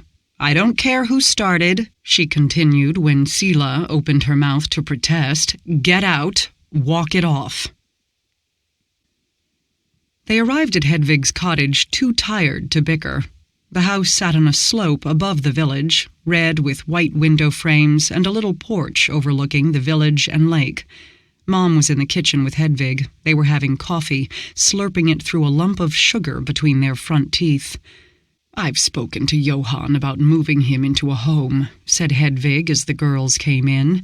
He's not completely against it, but he wants to stay here, and there is no home here that can handle people with nerve problems, and he can't stay with Otto forever. She looked up at Sila and Sarah and smiled, her eyes almost disappearing in a network of wrinkles. She looked very much like Nana and Mom, with the same wide cheekbones and slanted gray eyes. Look at you, lovely girls, said Hedvig, getting up from the table. She was slightly hunchbacked and very thin. Embracing her, Sila could feel her vertebrae through the cardigan. Hedvig urged them to sit down. They're store-bought. I hope you don't mind, she said, setting a plate of cookies on the table. Hedvig and Mom continued to talk about Johan. He was the eldest brother of Hedvig and Nana, the only one of the siblings to remain in the family house. He had lived alone in there for 40 years. Mom and her cousins had the summer to get Johan out and salvage whatever they could before the demolition crew came. No one quite knew what the house looked like inside. Johan hadn't let anyone in for decades. There were 2 guest rooms in the cottage. Sarah and Sila shared a room under the eaves. Mom took the other with the threat that any fighting would mean her moving in with her daughters. The room was small but cozy, with lacy white curtains and dainty furniture, like in an oversized doll's house. 2 narrow beds with white throws, a writing desk with curved legs, 2 slim-backed chairs. It smelled of dried flowers and dust. The house had no toilet. Hedvig showed a bewildered Sila to an outhouse across the little meadow. Inside, the outhouse was clean and bare, with a little candle and matches, even a magazine holder. The rich scent of decomposing waste clung to the back of the nose. Sila went quickly, imagining an enormous cavern under the seat, full of spiders and centipedes and evil clowns. When she got back, she found Sarah already in bed, listening to music with her eyes closed. Sila got into her own bed. The sheets were rough, the pillowcase embroidered with someone's initials. She picked up her book from the nightstand. She was reading it for the second time, enjoying slowly and with relish the scene where the heroine tries on a whalebone corset. After a while, she took her glasses off, switched off the lamp, and lay on her back. It was almost midnight, but cold light filtered through the curtains. Sila sat up again, put her glasses on, and pulled a curtain aside. The town lay tiny and quiet on the shore of the lake, the mountain beyond backlit by the eerie glow of the sun skimming just below the horizon. The sight brought a painful sensation Sila could neither name nor explain. It was like a longing, worse than anything she had ever experienced, but for what she had no idea. Something tremendous waited out there. Something wonderful was going to happen, and she was terrified that she would miss it. Sarah had fallen asleep, her breathing deep and steady. The cure trickled out from her earphones. It was a song Sila liked. She got back into bed and closed her eyes, listening to Robert sing of hands in the sky for miles and miles. Sila was having breakfast in the kitchen when she heard the crunch of boots on gravel through the open front door. Mom sat on the doorstep in faded jeans and clogs and her huge gray cardigan, a cup in her hands. She set it down and rose to greet the visitor. Sila rose from the table and peeked outside. Johan wasn't standing very close to Mom, but it was as if he was towering over her. He wore a frayed blue anorak that hung loose on his thin frame, his grime-encrusted work trousers tucked into green rubber boots. His face lay in thick wrinkles like old leather, framed by a shock of white hair. He gave off a rancid, goat-like odor that made Sila put her hand over her nose and mouth. If Mom was bothered by it, she didn't let on. "About time you came back, Storch," he said. He called her a girl. No one had called Mom a girl before. "It's been 30 years. Did you forget about us?" "Of course not, Uncle," said Mom. "I just chose to live elsewhere, that's all." Her tone was carefully neutral. Johan leaned closer to Mom. "And you came back just to help tear the house down. You're a hateful little bitch. No respect for the family." If Mom was upset, she didn't show it. "You know that we don't have a choice, and it's not okay to talk to me like that, Johan." Johan's eyes softened. He looked down at his boots. "I'm tired," he said. "I know," said Mom. "Are you comfortable at Otto's?" Sila must have made a noise, because Johan turned his head toward her. He stuck out his hand in a slow wave. "Oh, hello there. Did you bring both children, Marta? How are they? Any of them a little strange? Good with music? Strange dreams? Monsters under the bed?" He grinned. His teeth were a brownish yellow. "You need to go now, Johan," said Mom. "Doesn't matter if you move south," Johan said. "Can't get it out of your blood." He left, rubber boots crunching on the gravel path. Mom wrapped her cardigan more tightly around herself and came inside. "What was that about?" Sila said. "Johan has all sorts of ideas." "Is he talking about why we have so much craziness in the family?" "Johan thinks it's a curse." She smiled at Sila and patted her cheek. "He's very ill.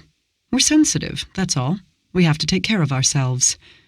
Sila leaned her forehead against Mom's shoulder. Her cardigan smelled of wool and cold air. "What if me or Sarah get sick?" "Then we'll handle it," said Mom. "You'll be fine." What everyone knew was this, that sometime in the late 19th century, a woman named Pyret came down from the mountain and married Jakob Jonsson. They settled in Jakob's family home, and she bore him several children, most of whom survived to adulthood, although not unscathed. According to the story, Pyret was touched. She saw strange things, and occasionally did and said strange things too. Pyret's children, and their children in turn, were plagued by frail nerves and hysteria. People applied more modern terms as time passed. Alone of all her siblings, Sila's mother had no symptoms. There was no guarantee, of course. Ever since Sila had been old enough to understand what the story really meant, she had been waiting for her or Sarah to catch it. That, the disease. Mom said they weren't really at risk, since Dad's family had no history of mental illness, and anyway they had grown up in a stable environment. Nurture would triumph over nature. Negative thinking was not allowed. It seemed, though, as if Sarah might continue the tradition. Sarah was sitting under the bed covers with her back to the wall, eyes closed, Robert Smith wailing in her earphones. She opened her eyes when Sila shut the door. "Johan was here." Sila wrinkled her nose. "He smells like goat." "Okay," said Sarah. Her eyes were a little glazed. "Are you all right?" Sarah rubbed her eyes. "It's the thing." Sila sat next to her on the bed, taking Sara's hand. She was cold, her breathing shallow. Sila could feel the pulse hammering in her wrist. Sara was always a little on edge, but sometimes it got worse. She had said that it felt like something horrible was about to happen, but she couldn't say exactly what, just a terrible sense of doom. It had started about 6 months ago, about the same time that she got her first period. "Want me to get Mom?" Sila said, as always. "No, it's not that bad," said Sara, as usual.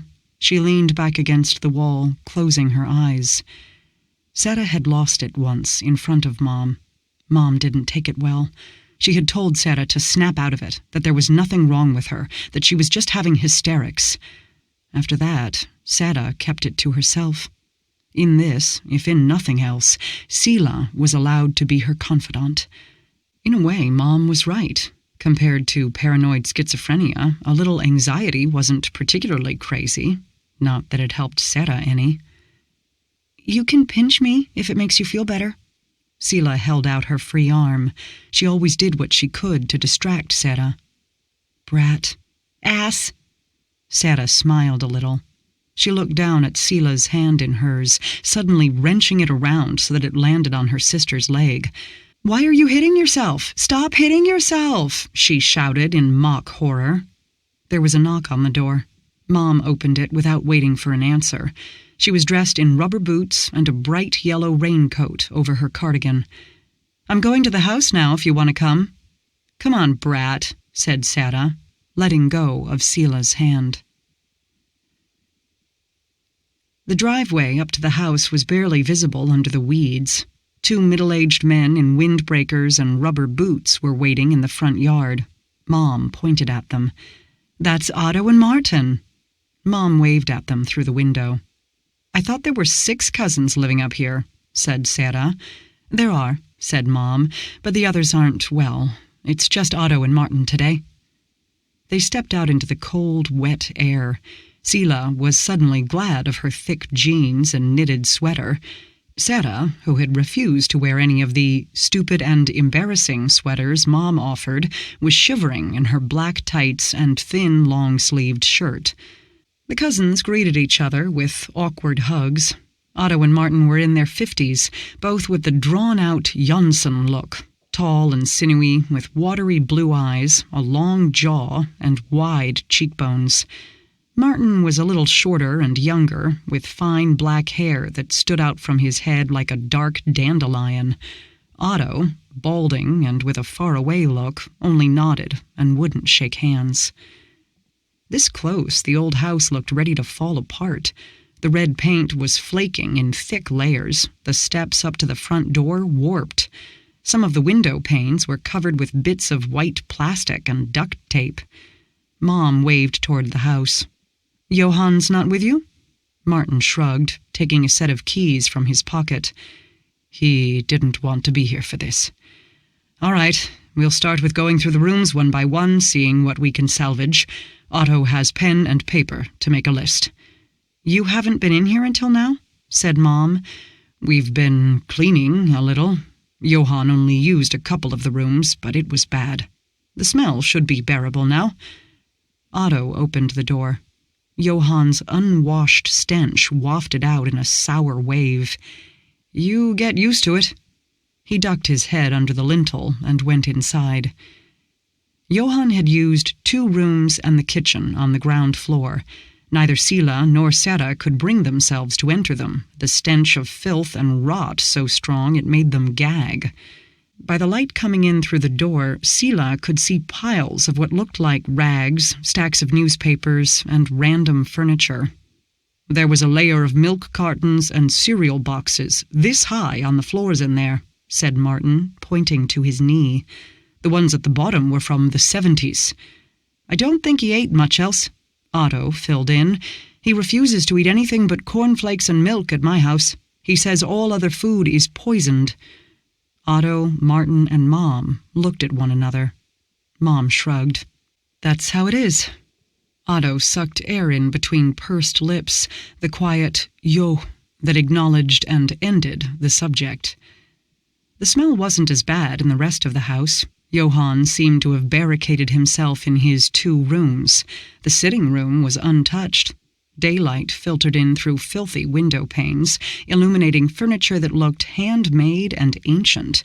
Cabinets painted with flower designs, a wooden sofa with a worn seat, a rocking chair with the initials OJ and the date 1898. "It looks just like when we were kids," said Mom. "Doesn't it?"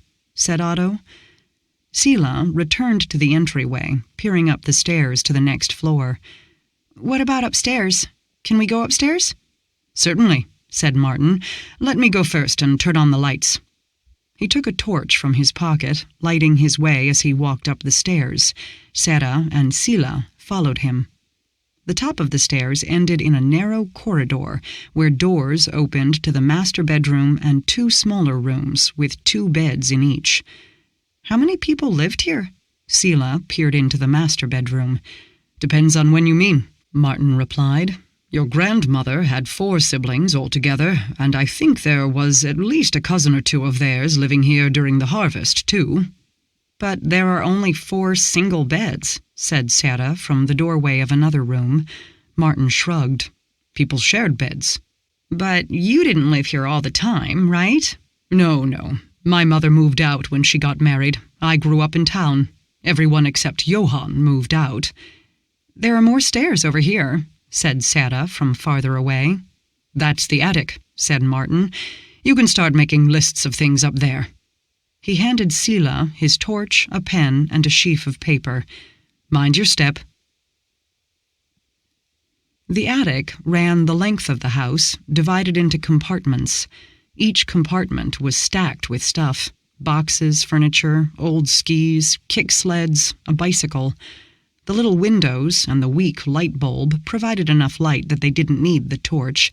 Sila started in one end of the attic, Sarah in the other, less sorting and more rooting around. After a while, Mom came upstairs. "There's a huge chest here," said Sarah after a while, pushing a stack of boxes to the side. Sila left her list and came over to look.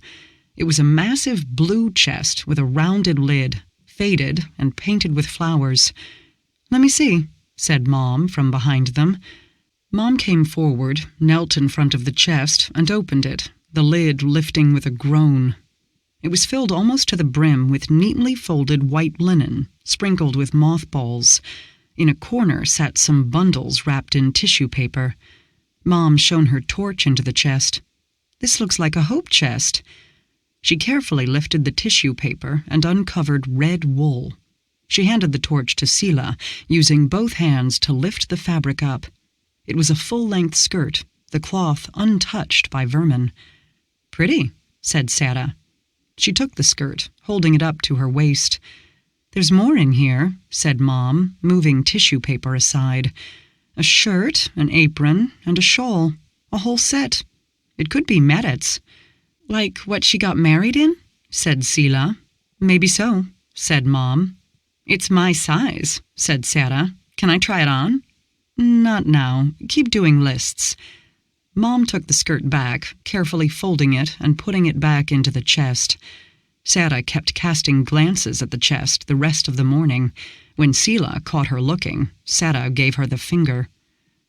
Later in the afternoon, Mom emptied a cardboard box and put the contents from the hope chest in it. "I'm taking this over to Hedvig's. I'm sure she can tell us who it belonged to." After dinner, Mom unpacked the contents of the hope chest in Hedvig's kitchen. There were 6 bundles in all: the red skirt with a matching bodice, a red shawl, a white linen shift, a long apron striped in red and black, and a black purse embroidered with red flowers. Hedvig picked up the purse and ran a finger along the petals. "This belonged to Meret." Hedvig smiled. "She showed me these once before she passed away. That's what she wore when she came down from the mountain," she said. "I thought they were gone. I'm very glad you found them." "How old were you when she died?" said Sarah. "It was in 21, so I was 14. It was terrible." Hedvig shook her head. "She died giving birth to Niels, your youngest great-uncle. It was still common back then. Sila fingered the skirt. Out in daylight, the red wool was bright and luxurious, like arterial blood. What was she like? Hedvig patted the purse. Merit was a peculiar woman, she said evenly. Was she really crazy? Sila said. Crazy? I suppose she was. She certainly passed something on. The curse, like Johan says. But that's silly. She came here to help with harvest, and she fell in love with your great-grandfather. He didn't know much about her. No one did, except that she was from somewhere northeast of here. I thought she came down from the mountain, Sila said. Hedvig smiled. Yes, she would say that when she was in the mood. What about those things, anyway? Sarah said. Are they fairies? What? Hedvig gave her a blank look. The Vitra, Sila filled in helpfully. The ones that live on the mountain. Said Hedvig. Fairies are cute little things that prance about in meadows. The Vitra look like humans, but taller and more handsome, and it's inside the mountain, not on it. She had brightened visibly, becoming more animated as she spoke. There were always stories about Vitra living up there. Sometimes they came down to trade with the townspeople. You had to be careful with them, though. They would curse you or kill you if you crossed them. But they had the fattest cows and the finest wool and beautiful silver jewelry. Oh, and they liked to dress in red. Hedvig indicated the skirt Sila had in her lap. And sometimes they came to dance with the local young men and women, even taking one away for marriage. And when a child turned out to have nerve problems, they said it was because someone in the family had passed on Vitra blood. But did you meet any? Sarah blurted. Hedvig laughed. Of course not. There would be some odd folk showing up to sell their things in town, but they were mostly Norwegians, or from those really small villages up north where everyone's their own uncle. Sarah burst out giggling. Auntie! Mom looked scandalized. Hedvig waved a hand at her. I'm 87 years old. I can say whatever I like. But what about Pyret? Sila leaned forward. Mother, yes. Hedvig poured a new cup of coffee, arm trembling under the weight of the thermos. She was a bit strange, I suppose. She really was tall for a woman, and she would say strange things at the wrong time, talk to animals, things like that. People would joke about Vitra blood. What do you think? Said Sarah. I think she must have had a hard life, to run away from her family and never speak of them again. Hedvig gently took the skirt from Sila and folded it. But the red? Hedvig shook her head and smiled. It was an expensive color back then. Saying someone wore red meant they were rich. This probably cost Pyret a lot. She put the clothes back in the cardboard box and closed it. Sila stayed up until she was sure everyone else had gone to bed. It took ages. Sarah wrote in her journal until 1 o'clock and then took some time to fall asleep, Robert Smith still whining in her ears. The cardboard box was sitting on the kitchen sofa, the silk paper in a pile next to it. Sila lifted the lid, uncovering red wool that glowed in the half-dawn. The shift and the skirt were too long and very tight around the stomach. She kept the skirt unbuttoned and rolled the waistline down, hoisting it so the hem wouldn't trip her up. She tied the apron tight around her waist to hold everything up and clipped the purse onto the apron string. The bodice was too loose on her flat chest and wouldn't close at the waist, so she let it hang open and tied the shawl over her shoulders. It was quiet outside, the horizon glowing an unearthly gold, the rest of the sky shifting in blue and green. The birds were quiet. The moon was up, a tiny crescent in the middle of the sky. The air was cold and wet. The grass swished against the skirt, leaving moisture purling on the wool. Sila could see all the way down to the lake and up to the mountain. She took her glasses off and put them in the purse. Now she was one of the Vitra, coming down from the mountain, heading for the river.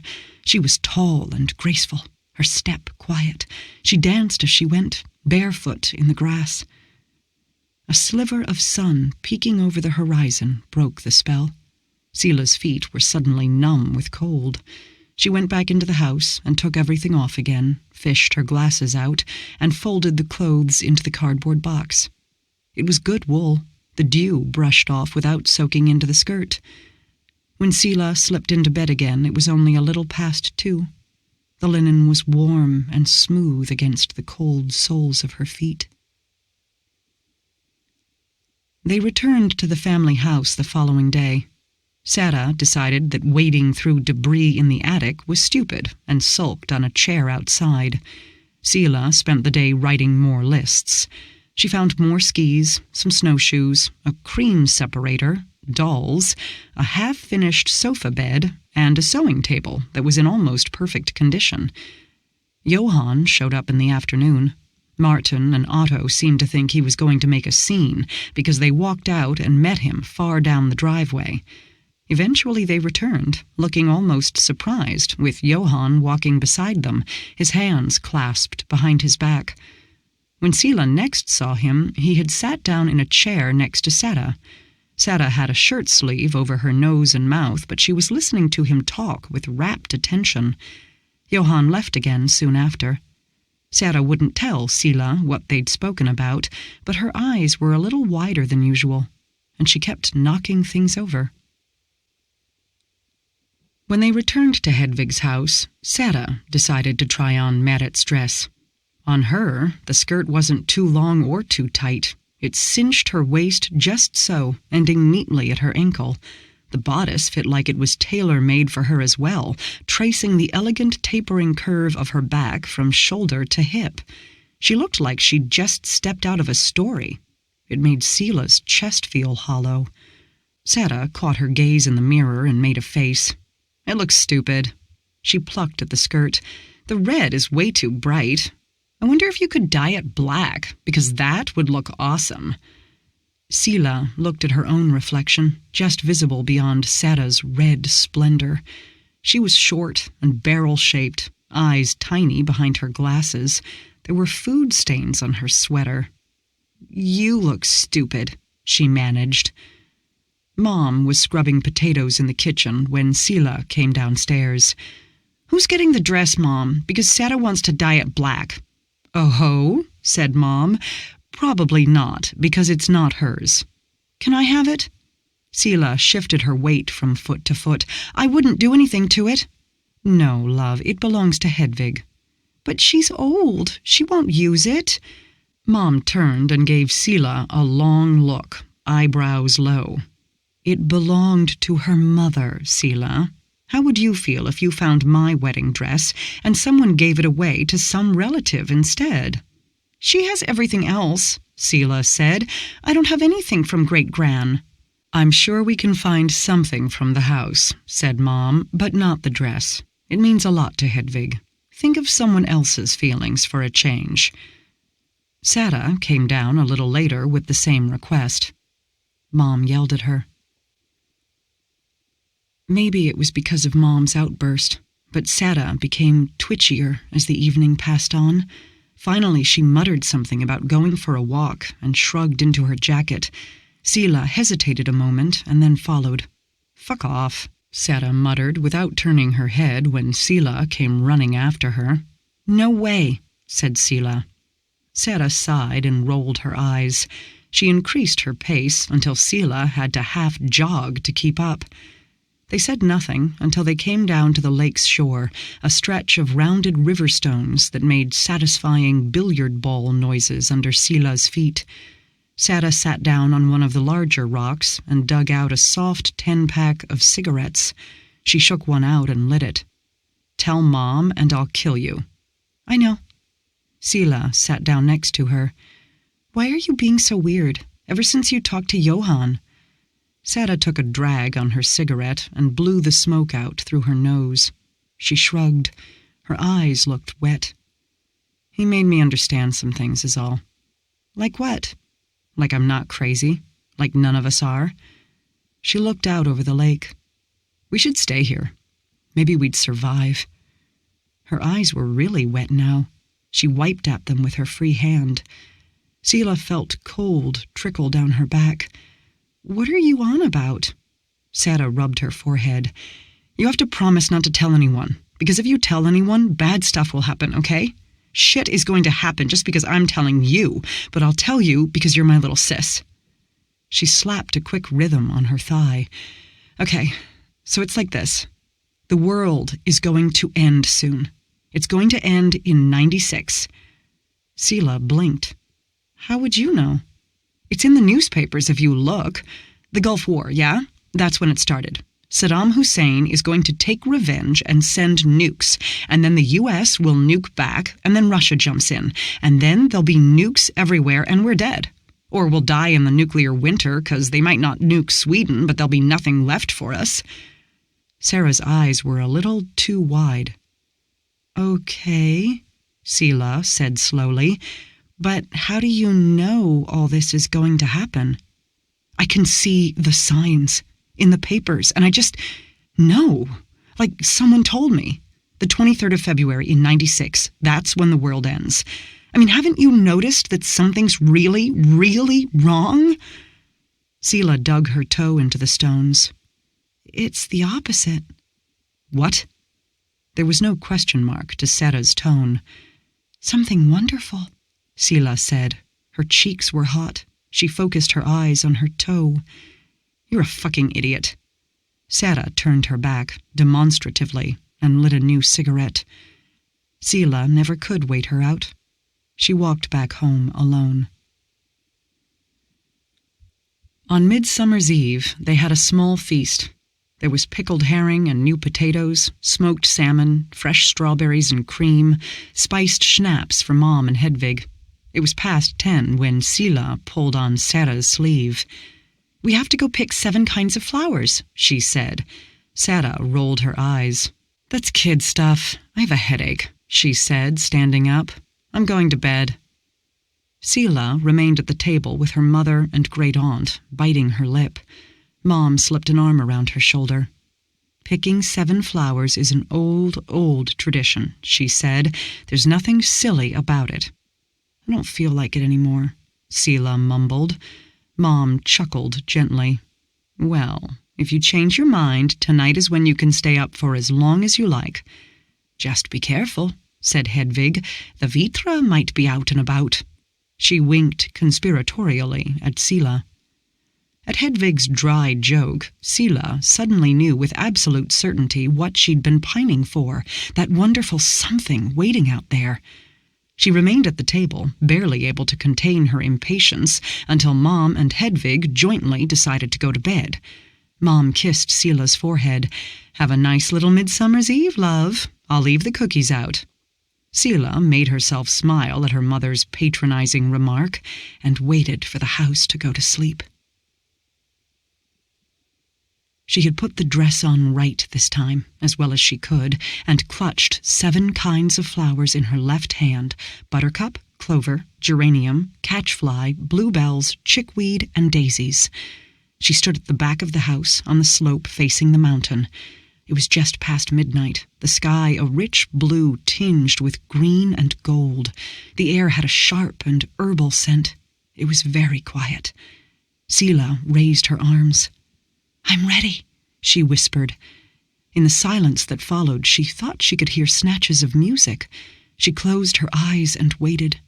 When she opened them again, the Vitra had arrived. They came out from between the pine trees, walking in pairs, all dressed in red and white. The women wore red skirts and shawls, and the men long red coats.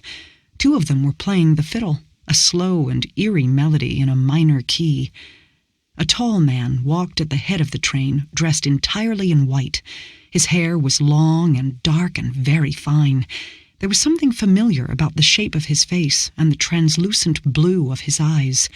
For a moment, those eyes stared straight into Sela's. It was like receiving an electric shock. It reverberated down into her stomach. Then he shifted his gaze and looked beyond her. to where Seta was standing wide-eyed by the corner of the house in her oversized sleeping t-shirt. He walked past Sela without sparing her another glance. The beautiful man from the mountain approached Seta where she stood clutching the edge of the rain barrel. He put a hand on her arm and said something to her that Sela couldn't hear. Whatever it was, it made Seta's face flood with relief. She took his hand, and they walked past Sela to the rest of the group. The fiddle players started up their slow wedding march, and the procession returned to the mountain. Seta never looked back.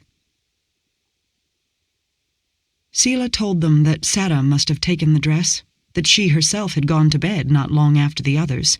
She told them of Seta's doomsday vision and her belief that she could tell the future by decoding secret messages in the newspaper. When the search was finally abandoned, the general opinion was that Seta had had a bout of psychotic depression and gone into the wild, where she had either fallen into a body of water or died of exposure somewhere she couldn't be found. Up there, you can die of hypothermia even in summer. Sela said nothing of the procession or of the plastic bag in her suitcase, where Merit's dress lay cut into tiny strips. She kept the bag for a long time. Cloudberry jam. I made you in a tin can. It was one of the unlabeled mystery cans the charity in Ura village handed out. Most of the time it would be sausages or split pea soup. This is how I did it. I waited until it was my time of the month. I took the tin can from the shelf under the sink. I filled it halfway with fresh water and put half a teaspoon of salt in it. Next, I put in a small, gnarled carrot from last year's garden. I had saved it because it had 2 prongs like little legs and arm-like stumps. Then I held the can between my legs and let some blood trickle into it. Finally, some of my spit. I put some plastic wrap over the opening. The rest of the night, I sat with the can in my lap and sang to you. That's how you were made, in October, as the first snow fell. You grew steadily through the winter months. I sang to you and fed you small drops of milk. By Yule, you were big enough that I moved you to a larger container, an old bucket. You started kicking then, I suppose because you finally had room to move around. You didn't need any nourishment other than milk, which was good because the charity in Ura had closed. I wouldn't go and ask for welfare money. I lived on last year's potatoes and roots, a bird here and there, cotton grass from the bog, and whatever I managed to steal from the shops. The snow was slow melting that year. It wasn't until late May that the last of the snow drifts at the back of the house finally disappeared. The little mountain birches were unfolding their first leaves. I lifted the cloth and saw that you were ready to come out. You were curled up in the bucket, perfectly formed, the liquid around you cloudy and brown. I lifted you out and dried you off with a towel. It was perhaps 3:30 in the morning. On the porch, the air was sharp and clear. I could see all the way to the Norwegian border, to the Silarna Mountains. Sunlight trickled over the worn mountain tops. I held you up. "Welcome home," I said. You opened your tiny eyes and looked out over the bog. We stood like that for a while. Once out of the bucket, you grew quickly. The cloudberries ripened in August, covering the bog in flecks of gold. We picked them together. By then you were walking, your skin becoming thicker and darker in the sun. Although you couldn't carry anything with your stumpy arms, you were good at snagging the berries with your mouth and dropping them in the basket. I made cloudberry compote and jam. You could never have enough of the cloudberries. I remember you sitting at the kitchen table, golden jam everywhere, smacking loudly. As autumn slid into winter, you learned to talk. Your voice was low and a little raspy, and you couldn't roll your R's. We read together. Old magazines, children's books I had saved. We played in the snow. I had a kneading trough that we rode down into the valley and I dragged back up. You burrowed into the drifts, shoveling the snow aside with your arm stumps and wriggling tunnels through the snow. On the eve of your first Yule, you wondered about your origins. "Where did I come from?" you asked. "Where's my father?" "You don't have one," I said. "I made you myself." "Everyone has a father." "Not everyone." "Why did you make me?" you said. "I made you so that I could love you," I said. The snow melted, and we celebrated your first birthday. The frost left the ground, the days lengthened. You reached me to my waist and didn't want to sit in my lap or let me hug you. We had our first argument when you started digging in the kitchen garden just outside the house. I found you in the bottom of a crater of upturned earth and seedlings, rubbing the soil into your skin. I yelled at you for ruining my plants, and why would you do this? But it's because the soil is good here, you said. Dig wherever you want, I said, but stay the hell away from the garden or we won't have anything to eat. The soil isn't as good anywhere else. You don't get it. Without another word, you waddled off to the birch copse and dug under the trees the rest of the morning, while I tried to salvage the kitchen garden. It was as if you dug away your anger, because after a while you came back with your little arms outstretched. We went inside and made lunch together and got soil and mud all over the floors. You kept digging every day, over by the bog, down on the slope toward the valley. It looked like we had voles or rabbits.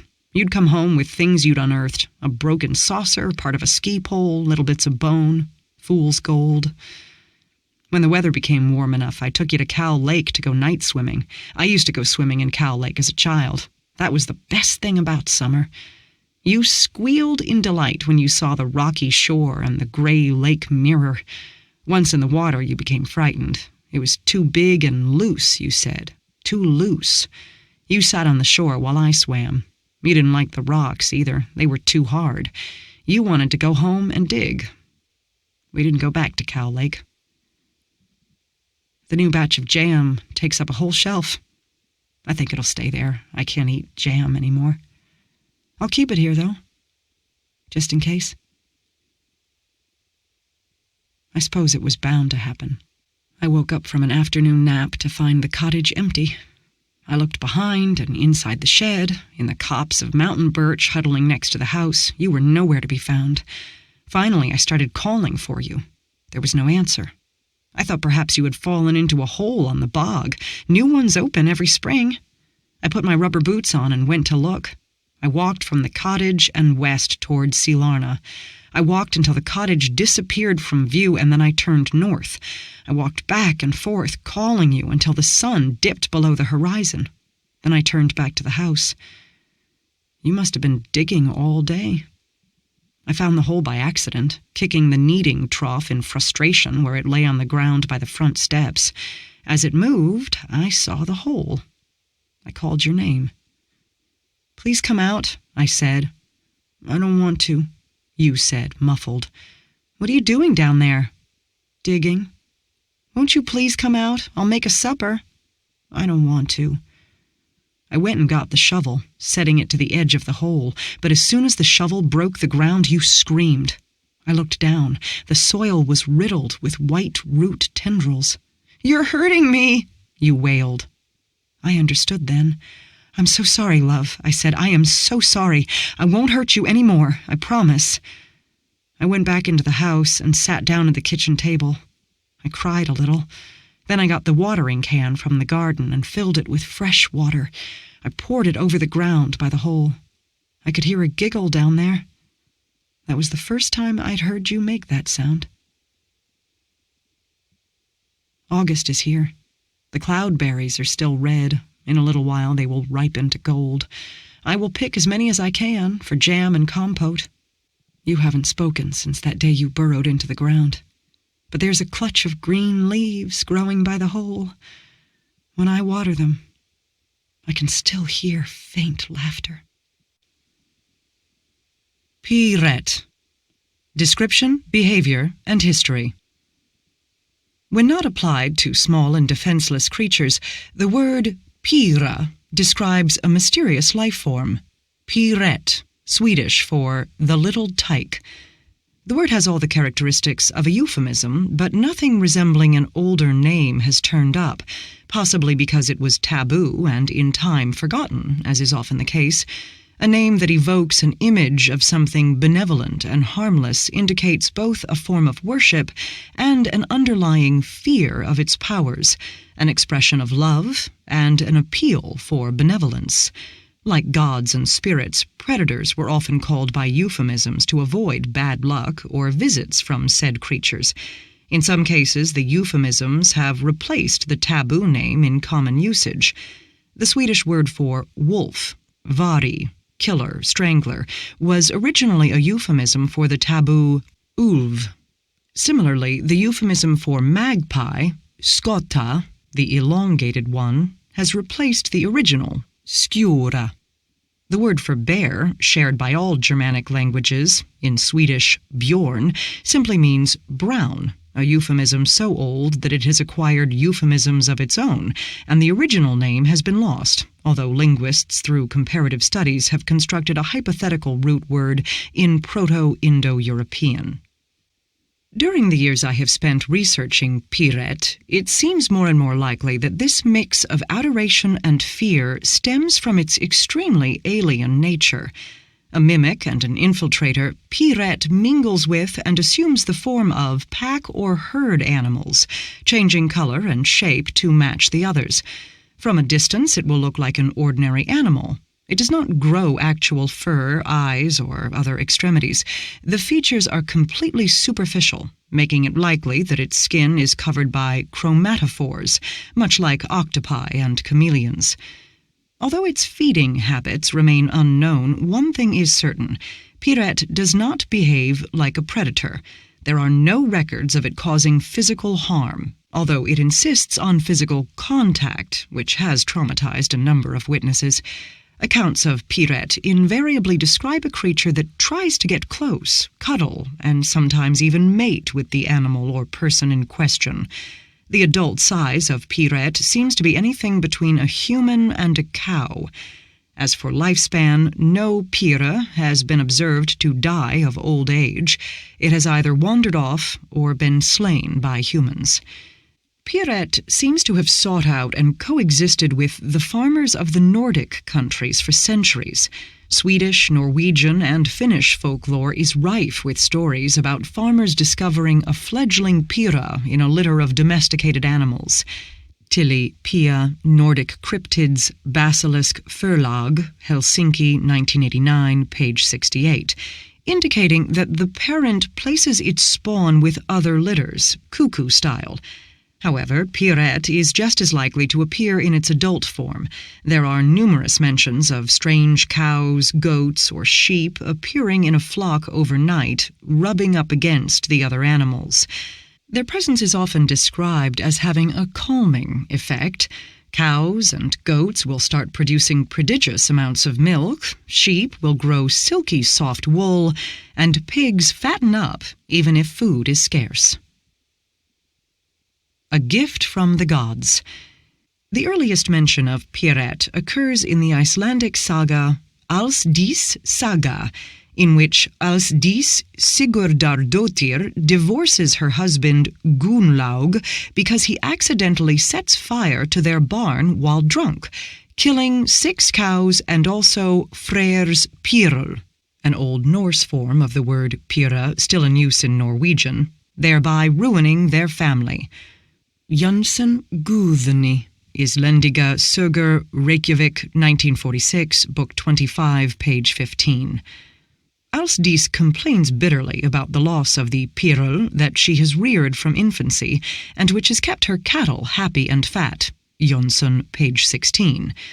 Because of the death of the Pyrl, Alsdís is exempt from the normal divorce penalty and retains the family's remaining possessions, while Gunnlaug is cast out of the community and left destitute. Jönsson, page 18. Gunnlaug's punishment and the attribution of the Pyrl to Freyr, a god of fertility, indicates that it was considered a sacred creature. This is the first and last mention in Icelandic literature. Afterward, and up to modern times, stories and accounts of Pyret are confined to the northern and middle Scandinavian peninsula, as far south as the Pyrl of Stavanger, Tilly, page 69, and as far east as Karelia, under the name of Pienokainen, Finnish for tyke, Tilly, page 72. The majority of accounts, however, come from the sparsely populated countryside of northern Sweden. The Devil's Cattle. The Christianization of Scandinavia dethroned the Norse gods, but did little to wipe out belief in supernatural creatures, due in part to all the attention they were given by the Church. The Pyrl of Norse faith moved into folklore, where it became the cattle of the Vitra, powerful beings that live underground and in hills, similar to the Doini Shi of Ireland. The Church, seeing it as a very real threat, called Pyret the devil's cattle and warned the populace not to have dealings with it. Doing so was considered witchcraft. This had the opposite effect, as folklorist Ebbe Schön conjectures. If the Church made so much noise about them, these creatures must indeed be powerful and therefore worthy of worship. Schön, Ebbe. Elvor, Vatter och andra vasen, Rabbien Prisma, Stockholm, 1996, page 16. Between the 15th and 16th centuries, roughly 400 people were tried and executed for witchcraft and witchcraft-related crimes. The most common witchcraft-related crime was illegal mingling, young men consorting with female trolls and vitra. 12 instances mention involvement with Pyret. Led Karl Ratsprocessens Overter. Gothenburg, Mieli Förlag, 1964, page 223. Extensive notes from a court case in 1702 concern one Anders of Krekkunger, who was sentenced to death for harboring Pyret. To my knowledge, it is also the only trial where Pyret was present. Usually Pyret would be killed on sight, but Anders of Krekkunger had reared his to such a monstrous size that no one dared touch it. Shaped like a bull, it strode into the courtroom together with Anders and refused to leave his side. The trial was very short, as during the proceedings, the unholy creature constantly rubbed up against its owner, emitting warbling noises and upsetting those attending, causing many to weep with fear. Lade, page 257. The court decreed that Anders's death sentence be carried out immediately, but was not quite sure how to deal with Pyret. Anders himself solved this conundrum, offering to go willingly if the court in turn promised to set Pyret free after his death. Considering what he might otherwise command his beast to do, the court accepted this. Whether it intended to keep this promise, we will never know.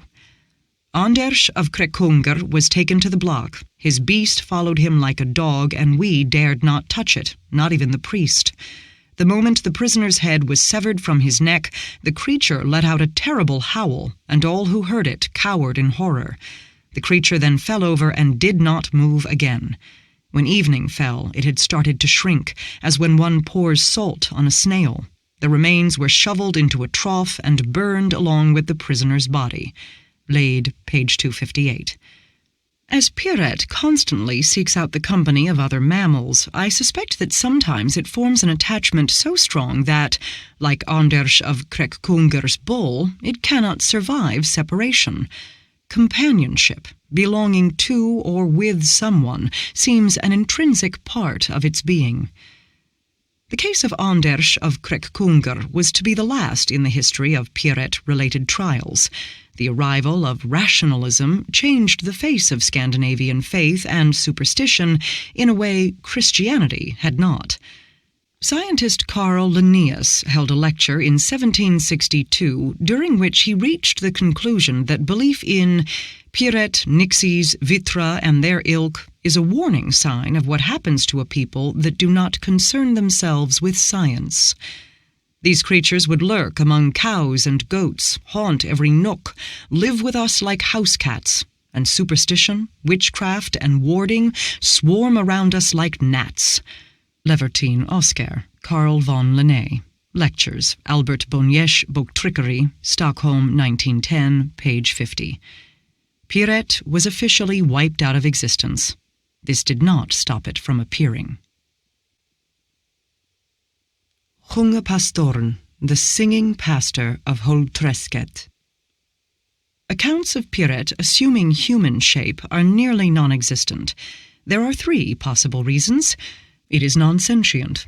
Observations of dead specimens may support this, as they universally mention gelatinous bodies with nothing resembling a brain, nervous system, or inner organs. See, for example, Wiederbody, Amelia, Folk Tales of the Macabre, Bragi Press, Oxford, 1954. It prefers non-sentient mammals. See all aforementioned cases. It is sentient and does frequently take human shape, but witnesses identify it as something else entirely. For example, a vitra, changeling, or troll. One remarkable exception is documented in an eerie account from the 19th century about the entity known as Hungepastorn. Margareta Persson, 1835 to 1892, was the schoolmistress of Hållträsket, a village located in the mid-north of Sweden. She kept a diary for most of her life, meticulously cataloging events and people of the village. After her death, the diaries were donated to Umeå Heritage Museum. In late November of 1867, during the last Great Famine in Scandinavia, Persson documented the passing of the local priest. No replacement came, and there was no easy way to travel elsewhere for Mass. The cold deepened, and the days shortened as the year drew toward its end. 2 villagers killed themselves, one by hanging and one by shooting. 3 died of starvation. The desperation is evident in Persson's diary.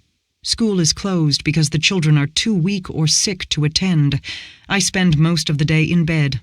I do not quite want to die. I am just not sure that I have it in me to live.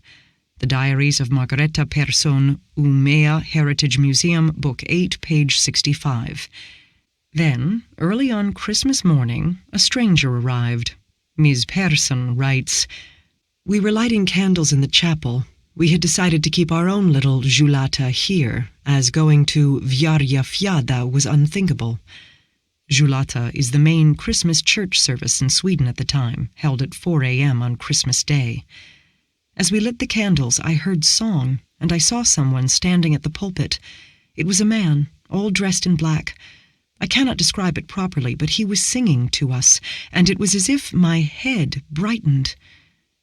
As the villagers filed into the chapel, the strange man proceeded to hold a mass of sorts. Although the chapel is quite small, I could not see his face clearly. It was as if radiance obscured his features. He opened his mouth, and a sound both like and unlike song came out. I could not make out the words, but the song reached right into my chest and unraveled an ache I had not known was there.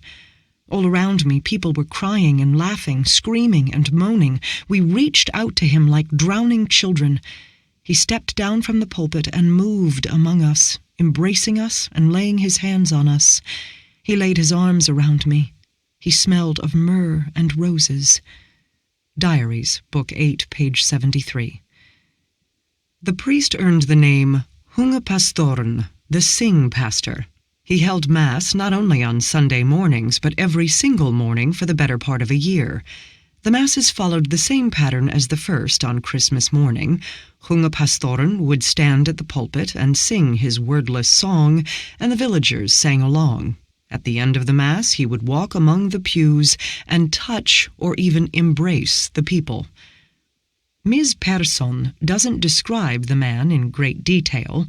What she does say is very interesting, elaborating on her observation that she could not see his face clearly. He was not fully formed, like a clay doll or a newborn child. Diaries, Book 8, page 95. Furthermore, the man doesn't speak, but produces other types of noise. The same type of phenomenon is described in Selma Lagerlöf's An Historia från Långfå, about the appearance of a strange-looking cow who couldn't moo. Lagerlöf, Selma, Troll och Människor, Albert Bonniers Boktryckeri, Stockholm, 1915, page 95. Lastly, being close to him creates an intense feeling of bliss, and he regularly touches the villagers. All these are characteristics of Pyret, and in chronicling them, Ms. Persson finally gives us a possible clue to Pyret's procreation cycle. In the autumn of 1868, Hungepastorn began looking poorly and grayish. Ms. Persson mentions that he began touching people outside of Mass, specifically men. It didn't stop there. On the night of September 20th, someone knocked on Margaretta's door. It was Amelia Magnusson, saying that Hungepastoren had lain down with Olof Nilsson while Olof was sleeping. I said that Olof must have had a nightmare, but then Amelia told me that Olof's wife had been witness to it. She had been sitting with an ailing cow, and when she came into the bedroom, saw Hungepastoren in the bed straddling her husband. She had fetched the farmhand, who had seen it too. They were afraid to intervene, but made enough noise to wake Olof up, who then started screaming, and Hungepastoren fled out a window and disappeared into the forest. Diaries, Book 9, page 82. Hungepastoren was never seen again. It does seem that he was nearing the end of his life cycle and therefore tried to procreate. That he chose a man indicates that he was looking for sperm to fertilize an egg. There is no mention in Ms. Persson's diaries of Pyret, perhaps because she didn't know of the legend or the villagers never made the connection. After all, Hungepastoren resembled a man and not a beast. My own investigations into the situation at Lillebo. So far, my findings have mostly fallen within the realm of folklore, but I am about to present modern-day evidence that we are not dealing with a cryptid, but a real being. I have previously stated that accounts of Pyret assuming human form have been extremely rare. Recent events at the village of Lillebo hint at a new development. While unraveling Margareta Persson's account of Hungepastoren, I met an informant at the Umeå Heritage Museum. A stocky woman in her 80s, she worked as a volunteer at the museum. When she heard about my area of research, she immediately asked me to interview her. Please note that the informant's name and the village's name have been changed for their protection. Annika M. was born in Lillebo in 1931, raising the population from 35 to 36. Situated in the region of Dalarna, the village had grown up around a foundry, which was shut down in the early 20th century. Like most of her generation, Annika left in her teens to find work elsewhere, eventually settling in Umeå. She would not return to Lillebo for 30 years. In a taped interview, Annika told me of the events that took place when she finally did return. It was in October 1978 when Annika's father unexpectedly called her. She hadn't spoken to her parents for several years, having broken off contact with them because she felt they were bitter and stuck in the past. Now pensioners in their late 60s, they remained in Lillebo. Her father begged Annika to visit, although he wouldn't explain why. My father had never talked to me like that before. I thought one of them must be ill or dying, so I got into my car and drove there as quickly as I could. The village was no better than she remembered it, with a single main street, a dirt road, really, some houses on each side of the road, and a little grocery store in the middle. The forest is littered with abandoned cottages. As she came to her parents' house, she quickly had the feeling that something was wrong. I had been expecting them to be old and frail. 67 was ancient to me then, you know, but they looked sort of plump and shiny, like well-fed toddlers, and something was just off, especially with Mother.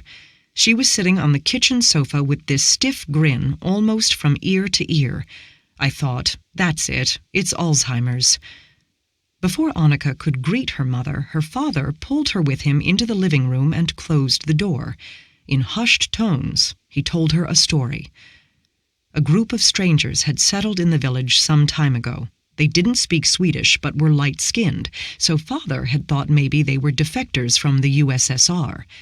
They came visiting all the time, he said. We thought it was nice at first. They made you feel really good, you know? They made us feel young. But now we're prisoners. It made no sense. I asked him what was really going on and what was wrong with Mother. He whispered, "That's not your mother. It won't let me leave. It's doing something to me at night. You have to get me out of here." All of this sounded crazy to Annika, and to find time to think, she told them I had to go for a walk. She made her way down to the empty main street where The paint on the houses was chipped and fading, the stairs rotting, everything was falling apart. Soon, she noticed something odd. I peeked into the grocery store and saw someone standing behind the counter and a customer on the other side, just what you might expect.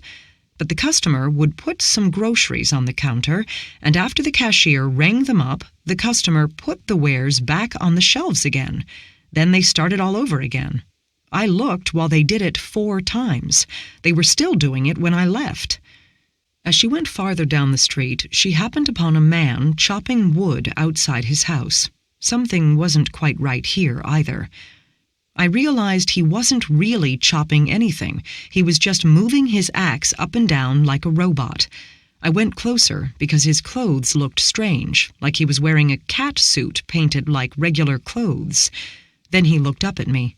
His eyes were ink, just dots of ink. I ran back to my parents' home, and Father was standing next to my car with a little satchel over his shoulder. He looked like a terrified schoolboy.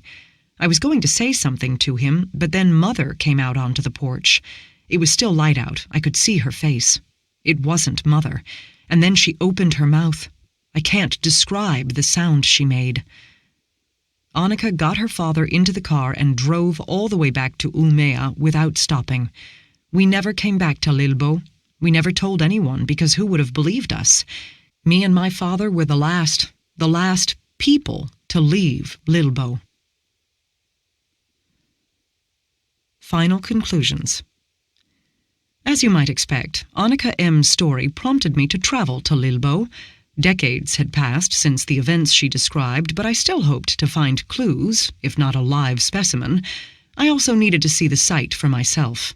An inexperienced and frightened observer, Annika M. had provided an account that was vague and skewed toward the monstrous. I, on the other hand, had studied Pyret for a very long time.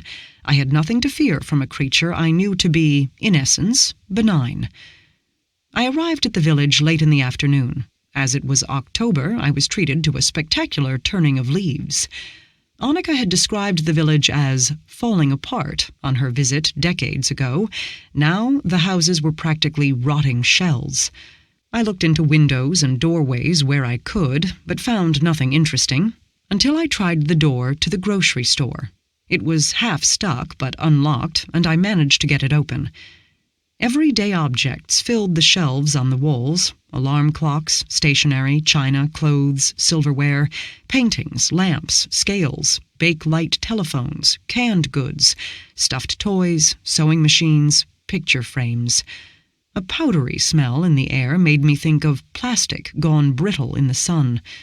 In the middle of the floor, its back to the counter, sat a molding velvet couch facing an old TV set. A little table to one side held a teapot, 4 cups, and a sheaf of paper. The couch was covered in a layer of something like hardened gelatin. That powdery smell became stronger as I drew closer, a taste of something like talcum settling on the tongue. The paper on the table was inscribed with curly-cued rows that resembled writing, but on closer inspection turned out to be just long loops of ink. A signature-like swirl sat in the bottom right corner. It looked very much like a childish imitation of a letter. As I wandered along the carefully stacked shelves, the ordered clutter left behind, I found myself doubting the premise of my own research, and this elicited a strangely powerful reaction. I think it was due in part to the fact that I have studied Pyret for so long and was suddenly closer than I had ever been to finding tangible proof of its existence. But this proof, these leavings, was far beyond what I had expected to find. I have in this essay offered the possibility of Pyret's sentience, but so far my research points to it really being a non-sentient animal. Talented, yes, but an animal nonetheless. This room, which more than anything resembled a shrine to humanity, raised a new question, one that might not be answered until Pyret's next appearance. When a creature chooses to die, surrounded by keepsakes from a species to which it doesn't belong, leaving an imitation of language behind, has it acted out of instinct or intelligence? Augusta Prema. Augusta stood in the middle of the lawn with the croquet club in a two-handed grasp. She had been offered the honor of opening the game. Mnemosyne's prized croquet balls were carved from bone with inlaid enamel and gold. The ball at Augusta's feet stared up at her with eyes of bright blue porcelain. An invitation to a croquet game in Mnemosyne's court was a wonderful thing. It was something to brag about. Those who went to Mnemosyne's games saw and were seen by the right people. Of course, they also risked utter humiliation and ridicule. Augusta was sweating profusely. It trickled down between her breasts, eventually forming damp spots on the front of her shirt. She could feel a similar dampness spreading in the seat of her too-tight knee pants. More moisture ran down her temples, making tracks in the thick layers of powder. Her artful corkscrew curls were already wilting. The other guests spread out across the lawn, waiting for her move. Everyone who meant something was here. Our Lady Mnemosyne sat under a lace umbrella on her usual podium. Her chamberlain, Valpurgis, lounged in the grass in his white surtout, watching Augusta with heavy-lidded eyes.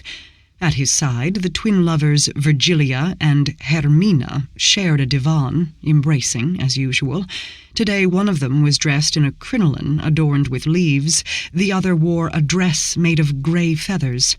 Their page, a changeling boy in garish makeup, stood behind them holding a tray of drinks. Farther away, Augusta's sister Azalea had grown tired of waiting. She had stripped naked next to a shrubbery, methodically plucking leaves off its branches. Everyone, except Azalea, was watching Augusta. The only sound was that of tearing leaves. Augusta took a deep breath, raised her club, and swung it with a grunt. The ball flew in a high arc, landing with a crunch in the face of the twins' page, who dropped his tray and doubled over. The garden burst into cheers and applause. Mnemosyne smiled and nodded from her podium. Augusta had passed the test. The game thus opened, the other guests threw themselves into play. In a series of magnificent hits, Valpurgis knocked out 2 pages who were carried off with crushed eyebrows, broken teeth, and bleeding noses. The twins were in unusually bad shape, mostly hitting balls instead of pages. Augusta played very carefully, focusing on not getting hit. There were a few breaks for cake, games, and flogging a servant. Finally, Hermina and Virgilia, one hand each on the club, hit Augusta's ball, and it rolled well into the woods beyond the gardens. The hit was considered so stylish that Augusta was sent out of the game. She wandered in among the trees to find her ball.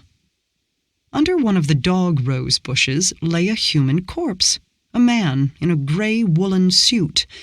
They sometimes wandered into the woods by mistake. This one had come unusually far. It was difficult to tell what had killed him.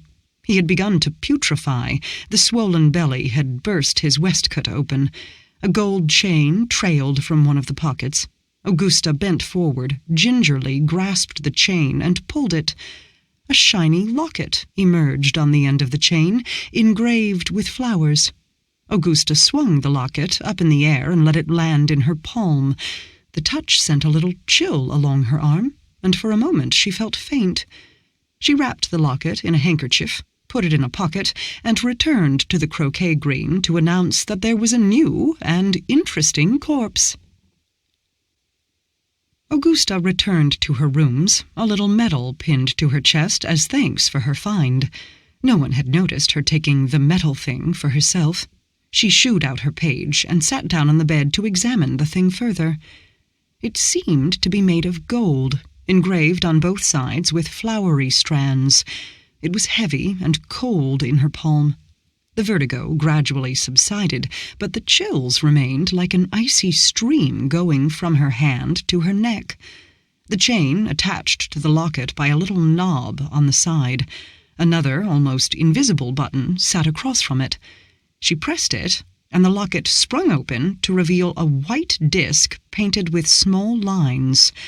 3 thin rods were attached to the center. One of them moved around the disc in twitching movements, making a ticking noise like a mouse's heart. It was a machine. Augusta had seen things like it a few times, among the belongings of houses or humans who had been claimed by the gardens. They had always been broken, though. Mechanical things usually fell apart as soon as they came into the garden's domain. It was a mystery how this thing could still be in one piece and working. The chills had become an almost pleasant sensation. Augusta watched the rod chasing around the disc until she fell asleep.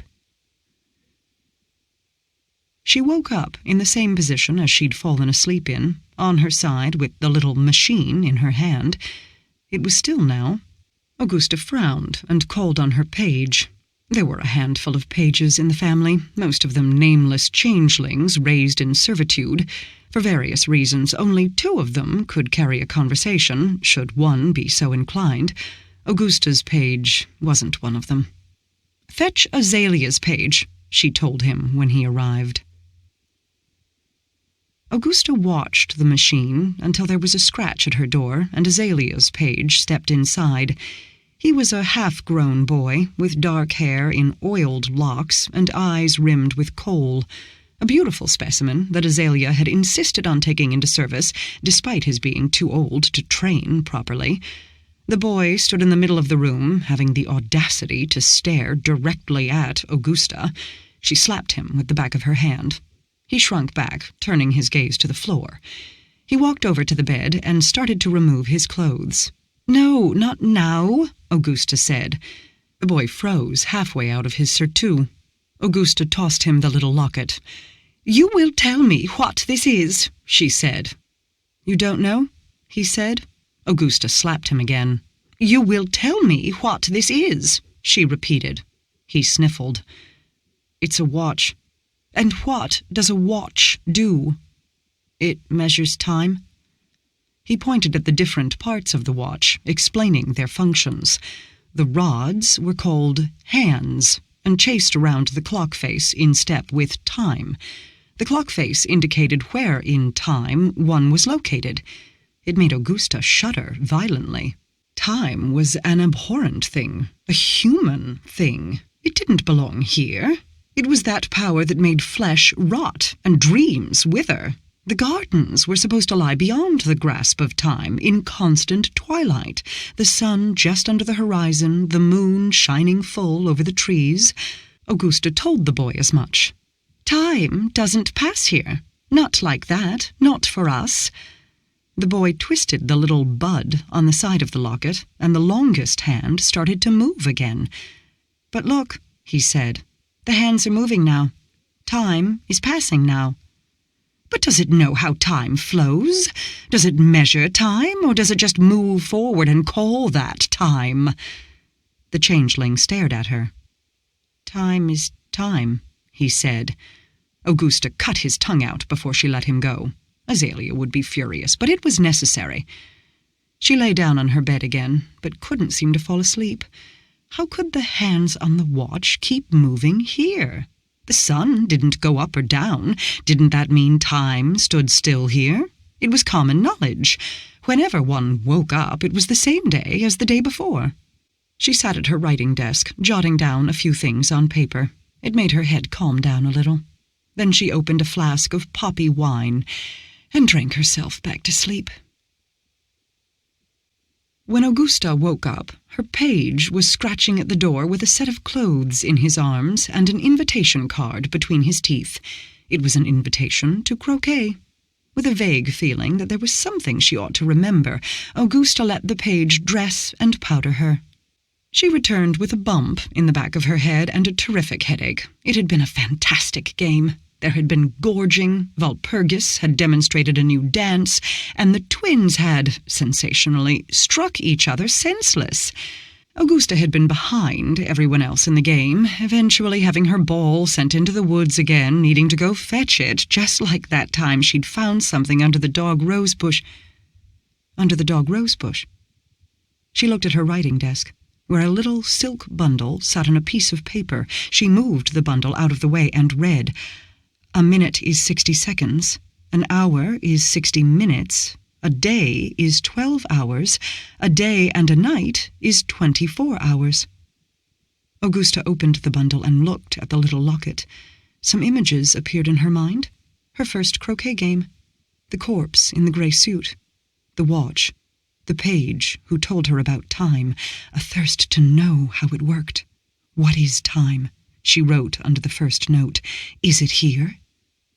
Augusta took the watch and left her room. She wandered down to the orangery, which was lit from inside.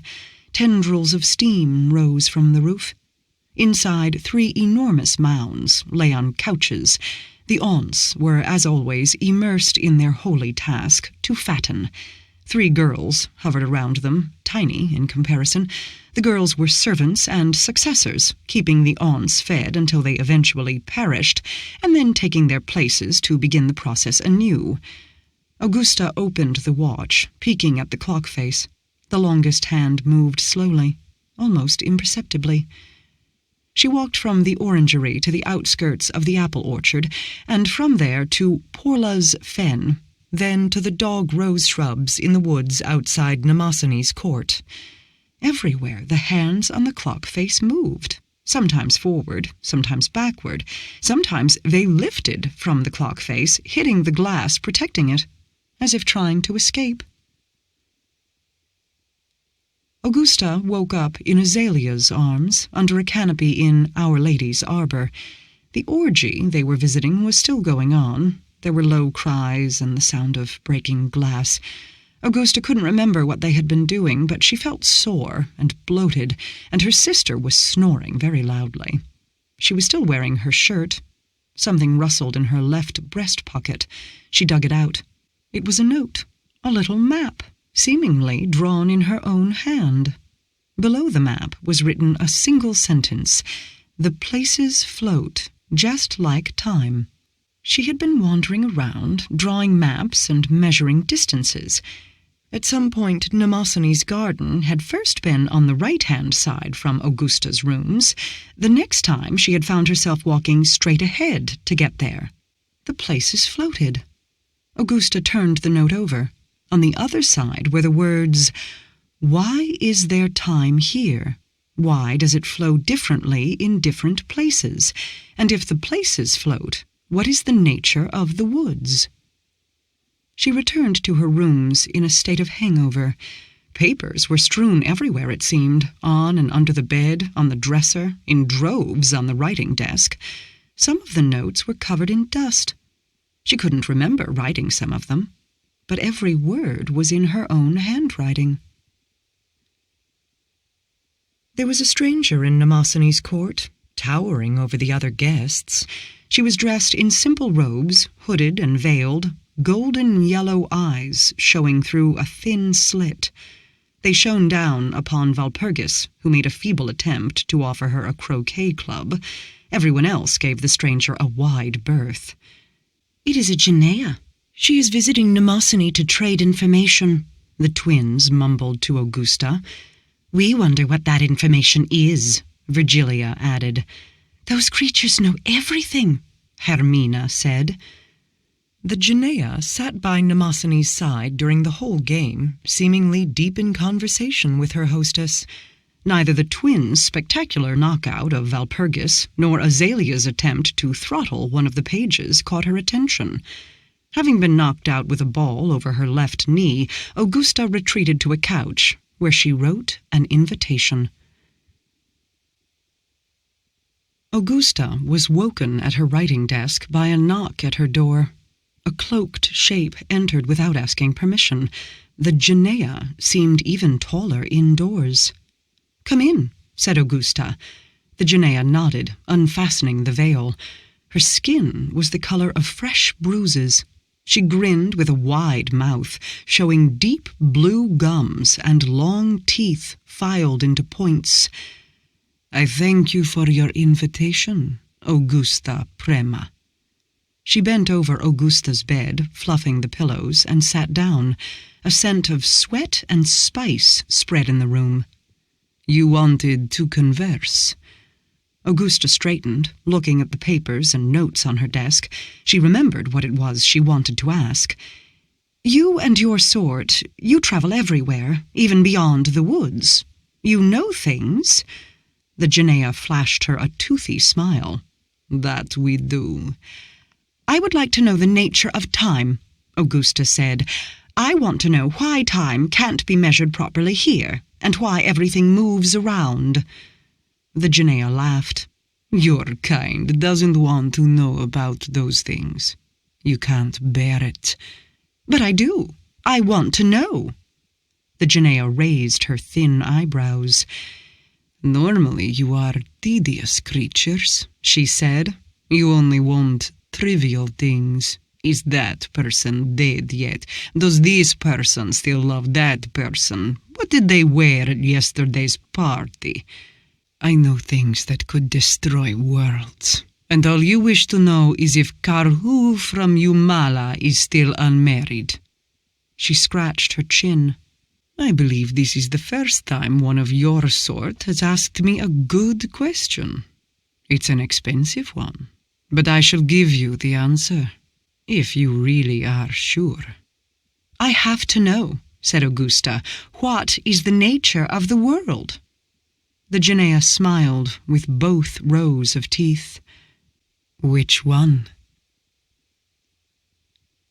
Augusta woke up by the writing desk. The hangover throbbed behind her temples. She had fallen asleep with her head on an enormous stack of papers. She peered at it, leafing through the ones at the top. "There are 8 worlds," the first one said.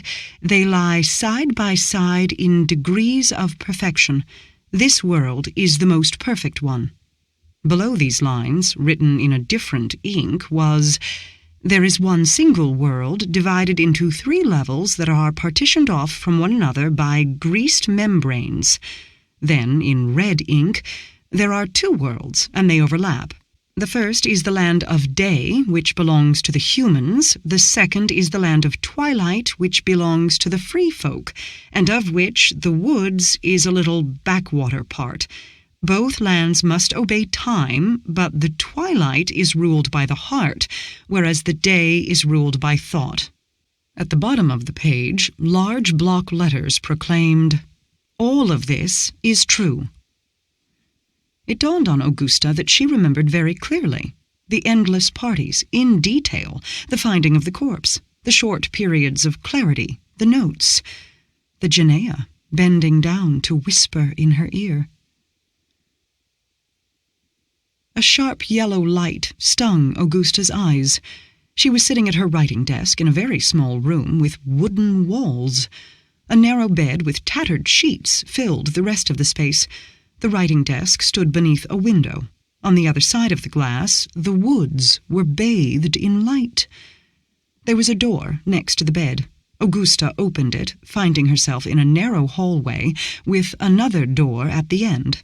A full-length mirror hung on the opposite wall. It showed a woman dressed in what had once been a blue surtout and knee pants. The fabrics were heavily stained with dirt and greenish mold, and in some places worn through.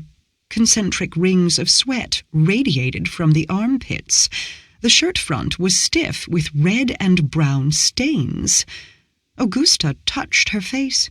White powder lay in cracked layers along her nose and cheeks. Deep lines ran between her nose and mouth. More lines spread from the corners of her eyes. A golden chain hung from her breast pocket. She pulled on it, swinging the locket into her hand. It was ticking in a steady rhythm. Augusta opened the other door and stepped out onto a landing. An unbearably bright light flooded over her. She backed into the hallway again, slamming the door. "I told you, your kind can't bear that question." The Janea stood behind her in the hallway, shoulders and head hunched under the low ceiling. "What did you do?" Augusta said. "What did I do?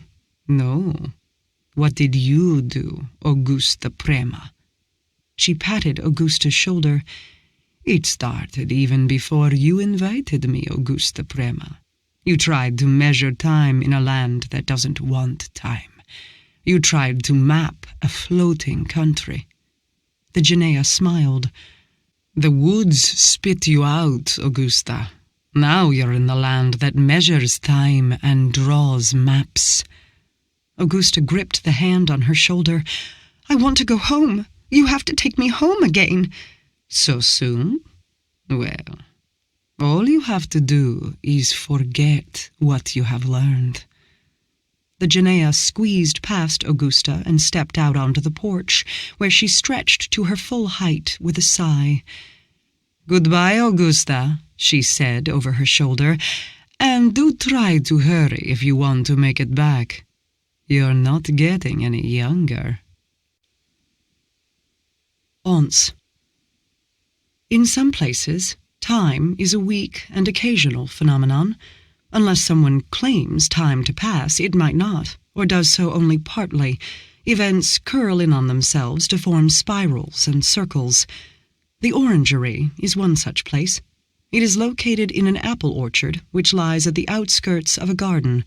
The air is damp and laden with the yeasty sweetness of overripe fruit. Gnarled apple trees with bright yellow leaves flame against the cold and purpling sky. Red globes hang heavy on their branches.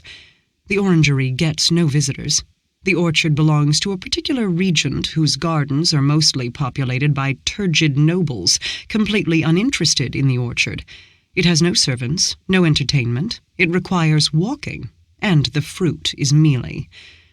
But in the event someone did walk in among the trees, they would find them marching on for a very long time, every tree almost identical to the other.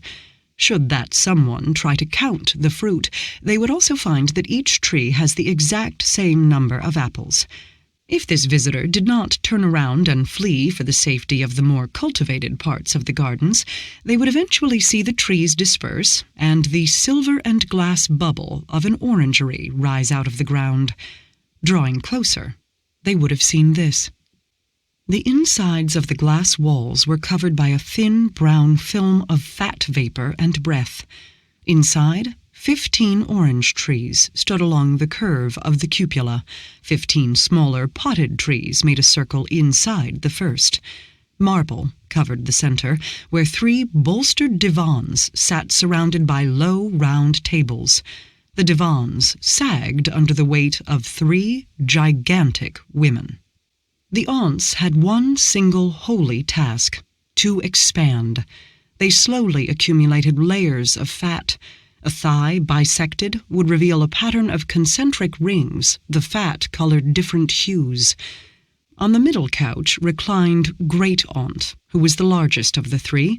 Her body flowed down from her head like waves of whipped cream, arms and legs mere nubs protruding from her magnificent mass. Great-Aunt's sisters lay on either side. Middle sister, her stomach cascading over her knees like a blanket, was eating little sausages one by one like a string of pearls. Little sister, not noticeably smaller than the others, peeled the lid off a meat pie. Great-Aunt extended an arm, letting her fingers slowly sink into the pie's naked interior. She scooped up a fistful of dark filling and buried her face in it with a sigh. Little sister licked the inside clean of the rest of the filling, then carefully folded it 4 times and slowly pushed it into her mouth. She snatched up a new link of sausages. She opened and scraped the filling from the skin with her teeth, then threw the empty skins aside. Great-Aunt sucked at the mouthpiece of a thin tube snaking up from a samovar on the table. The salty mist of melted butter rose up from the lid on the pot. She occasionally paused to twist her head and accept small marrow biscuits from one of the 3 girls hovering near the couches. The gray-clad girls quietly moving through the orangery were nieces. In the kitchens under the orangery, they baked sumptuous pastries and cakes. They fed and cleaned their aunts. They had no individual names and were indistinguishable from one another, often even to themselves. The nieces lived on leftovers from the aunts, licking up crumbs mopped from Great-Aunt's chin, drinking the dregs of the butter samovar. The aunts did not leave much, but the nieces did not need much either. Great-Aunt could no longer expand, which was as it should be. Her skin, which had previously lain in soft folds around her, was stretched taut over the fat pushing outward from inside. Great-aunt raised her eyes from her vast body and looked at her sisters, who each nodded in turn. The nieces stepped forward, removing the pillows that held the aunts upright. As she lay back, Great-aunt began to shudder. She closed her eyes, and her mouth became slack. A dark line appeared along her abdomen. As it reached her groin, she became still. With a soft sigh, the skin split along the line. Layer after layer of skin, fat, muscle, and membrane broke open until the breastbone was exposed and fell open with a wet crack. Golden blood washed out of the wound, splashing onto the couch and onto the floor, where it was caught in a shallow trough. The nieces went to work, carefully scooping out organs and entrails. Deep in the cradle of her ribs lay a wrinkled pink shape, arms and legs wrapped around Great-aunt's heart. It opened its eyes and squealed as the nieces lifted away the last of the surrounding tissue. They cut away the heart, with the new aunt still clinging to it, and placed her on a small pillow where she settled down and began to chew on the heart with tiny teeth. The nieces sorted intestines, liver, lungs, kidneys, bladder, uterus, and stomach. They were each put in separate bowls. Next, they removed aunt's skin. It came off easily in great sheets, ready to be cured and tanned and made into one of 3 new dresses. Then it was time for removing the fat.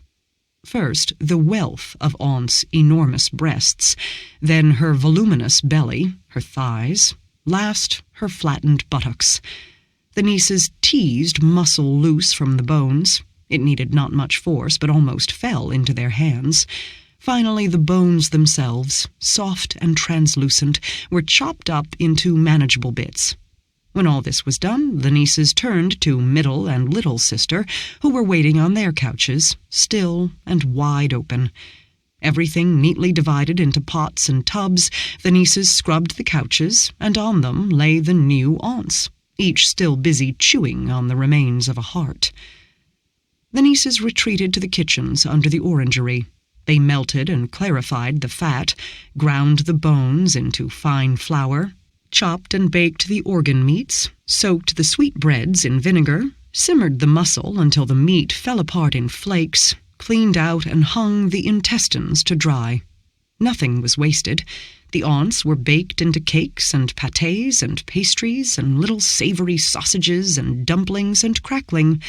The new aunts would be very hungry and very pleased. Neither the nieces nor the aunts saw it happen, but someone made their way through the apple trees and reached the orangery. The aunts were getting a bath. The nieces sponged the expanses of skin with lukewarm rose water. The quiet of the orangery was replaced by the drip and splash of water, the clunk of copper buckets, the grunts of nieces straining to move flesh out of the way. They didn't see the curious face pressed against the glass, greasy corkscrew locks drawing filigree traces, a hand landing next to the staring face, cradling a round metal object. Nor did they at first hear the quiet, irregular ticking noise the object made. It wasn't until the ticking noise, first slow, then faster, amplified and filled the air, that an aunt opened her eyes and listened. The nieces turned toward the orangery wall. There was nothing there, save for a handprint and a smudge of white. Great-aunt could no longer expand. Her skin was stretched taut over the fat pushing outward from inside. Great-aunt raised her eyes from her vast body and looked at her sisters, who each nodded in turn. The nieces stepped forward, removing the pillows that held the aunts upright. The aunts gasped and wheezed. Their abdomens were a smooth, unbroken expanse. There was no trace of the telltale dark line. Great-aunt's face turned a reddish blue as her own weight pressed down on her throat. Her shivers turned into convulsions. Then, suddenly, her breathing ceased altogether and her eyes stilled. On either side, her sisters rattled out their final breaths in concert. The nieces stared at the quiet bodies. They stared at one another. One of them raised her knife. As the nieces worked, the more they removed from Great-Aunt, the clearer it became that something was wrong. The flesh wouldn't give willingly, but had to be forced apart. They resorted to using shears to open the rib cage. Finally, as they were scraping the last of the tissue from Great-Aunt's thigh bones, one of them said, "I do not see a little aunt." "She should be here," said another. They looked at each other. The third burst into tears. One of the others slapped the crying girl's head. "We should look further," said the one who had slapped her sister. "She could be behind the eyes." The nieces dug further into Great-Aunt. They peered into her skull, but found nothing. They dug into the depths of her pelvis, but there was no new aunt. Not knowing what else to do, they finished the division of the body, then moved on to the other aunts. When the last of the three had been opened, dressed, quartered, and scraped, no new aunt had yet been found. By now the orangery's floor was filled with tubs of neatly ordered meat and offal. Some of the younger orange trees had fallen over and were soaking in golden blood. One of the nieces, possibly the one who had slapped her sister, took a bowl and looked at the others. "We have work to do," she said. The nieces scrubbed the orangery floor and cleaned the couches. They turned every last bit of the aunts into a feast. They carried platters of food from the kitchens and laid it out on the surrounding tables. The couches were still empty. One of the nieces sat down in the middle couch. She took a meat pastry and nibbled at it. The rich flavor of Great-Aunt's baked liver burst into her mouth. The pastry shell melted on her tongue. She crammed the rest of the pastry into her mouth and swallowed. When she opened her eyes, the other nieces stood frozen in place, watching her. "We must be the new aunts now," the first niece said. One of the others considered this. "Mustn't waste it," she said eventually. The new aunts sat down on middle sisters' and little sisters' couches and tentatively reached for the food on the tables. Like their sister, they took first little bites, then bigger and bigger, as the taste of the old aunts filled them. Never before had they been allowed to eat from the tables. They ate until they couldn't down another bite. They slept. When they woke up, they fetched more food from the kitchen. The orangery was quiet, save for the noise of chewing and swallowing. One niece took an entire cake and buried her face in it, eating it from the inside out. Another rubbed marinated brain onto herself, as if to absorb it. Sausages, slices of tongue topped with jellied marrow, candied eyes that crunched and then melted. The girls ate and ate until the kitchen was empty and the floor covered in a layer of crumbs and drippings. They lay back on the couches and looked at one another's bodies, measuring bellies and legs. None of them were noticeably fatter. "It's not working," said the girl on the leftmost couch. "We ate them all up, and it's not working." She burst into tears. The middle girl pondered this. "Aunts can't be aunts without nieces," she said. "But where do we find nieces?" said the rightmost. "Where did we come from?" The other two were silent. "We could make them," said the middle girl. "We are good at baking, after all." And so the prospective aunts swept up the crumbs from floor and plates, mopped up juices and bits of jelly, and returned with the last remains of the old aunts to the kitchens. They made a dough and fashioned it into 3 girl-shaped cakes, baked them and glazed them. When the cakes were done, they were a crisp light brown and the size of a hand. The would-be aunts took the cakes up to the orangery and set them down on the floor, one beside each couch. They wrapped themselves in the aunt skins and lay down on their couches to wait. Outside, the apple trees rattled their leaves in a faint breeze. On the other side of the apple orchard was a loud party, where a gathering of nobles played croquet with human heads, and their changeling servants hid under the tables, telling each other stories to keep the fear away. No sound of this reached the orangery, quiet in the steady gloom. No smell of apples snuck in between the panes. The aunt skins settled in soft folds around the sleeping girls. Eventually one of them woke. The girl-shaped cakes lay on the floor like before. The middle girl crawled out of the folds of the skin dress and set her feet down on the floor. She picked up the cake, sitting on the floor next to her. "Perhaps we should eat them," she said, "and the nieces will grow inside us." But her voice was faint. "Or wait," said the leftmost girl. "They may yet move." "They may," the middle girl said. The girls sat on their couches, cradled in the skin dresses, and waited. They fell asleep and woke up again, and waited. In some places, time is a weak and occasional phenomenon. Unless someone claims time to pass, it might not, or does so only partly. Events curl in on themselves to form spirals and circles. The nieces wake and wait for aunts to arrive. Jagannath. Another child was born in the Great Mother, excreted from the tube protruding from the nursery ceiling. It landed with a wet thud on the organic bedding underneath. Papa shuffled over to the birthing tube and picked the baby up with his wizened hands. He stuck 2 fingers in the baby's mouth to clear the cavity of oil and mucus, and then slapped its bottom. The baby gave a faint cry. "Ah," said Papa, "she lives." He counted fingers and toes with a satisfied nod. "Your name will be Rock," he told the baby. Papa stuck her into one of the little niches in the wall where babies of varying sizes were nestled. Cables and flesh moved slightly, accommodating the baby's shape. A teat extended itself from the niche, grazing her cheek.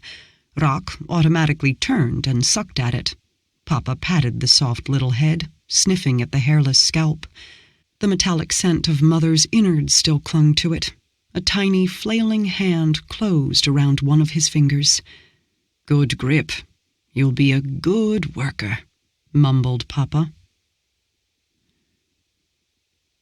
Rock's earliest memories were of rocking movement, of Papa's voice whispering to her as she sucked her sustenance, the background gurgle of Mother's abdominal walls.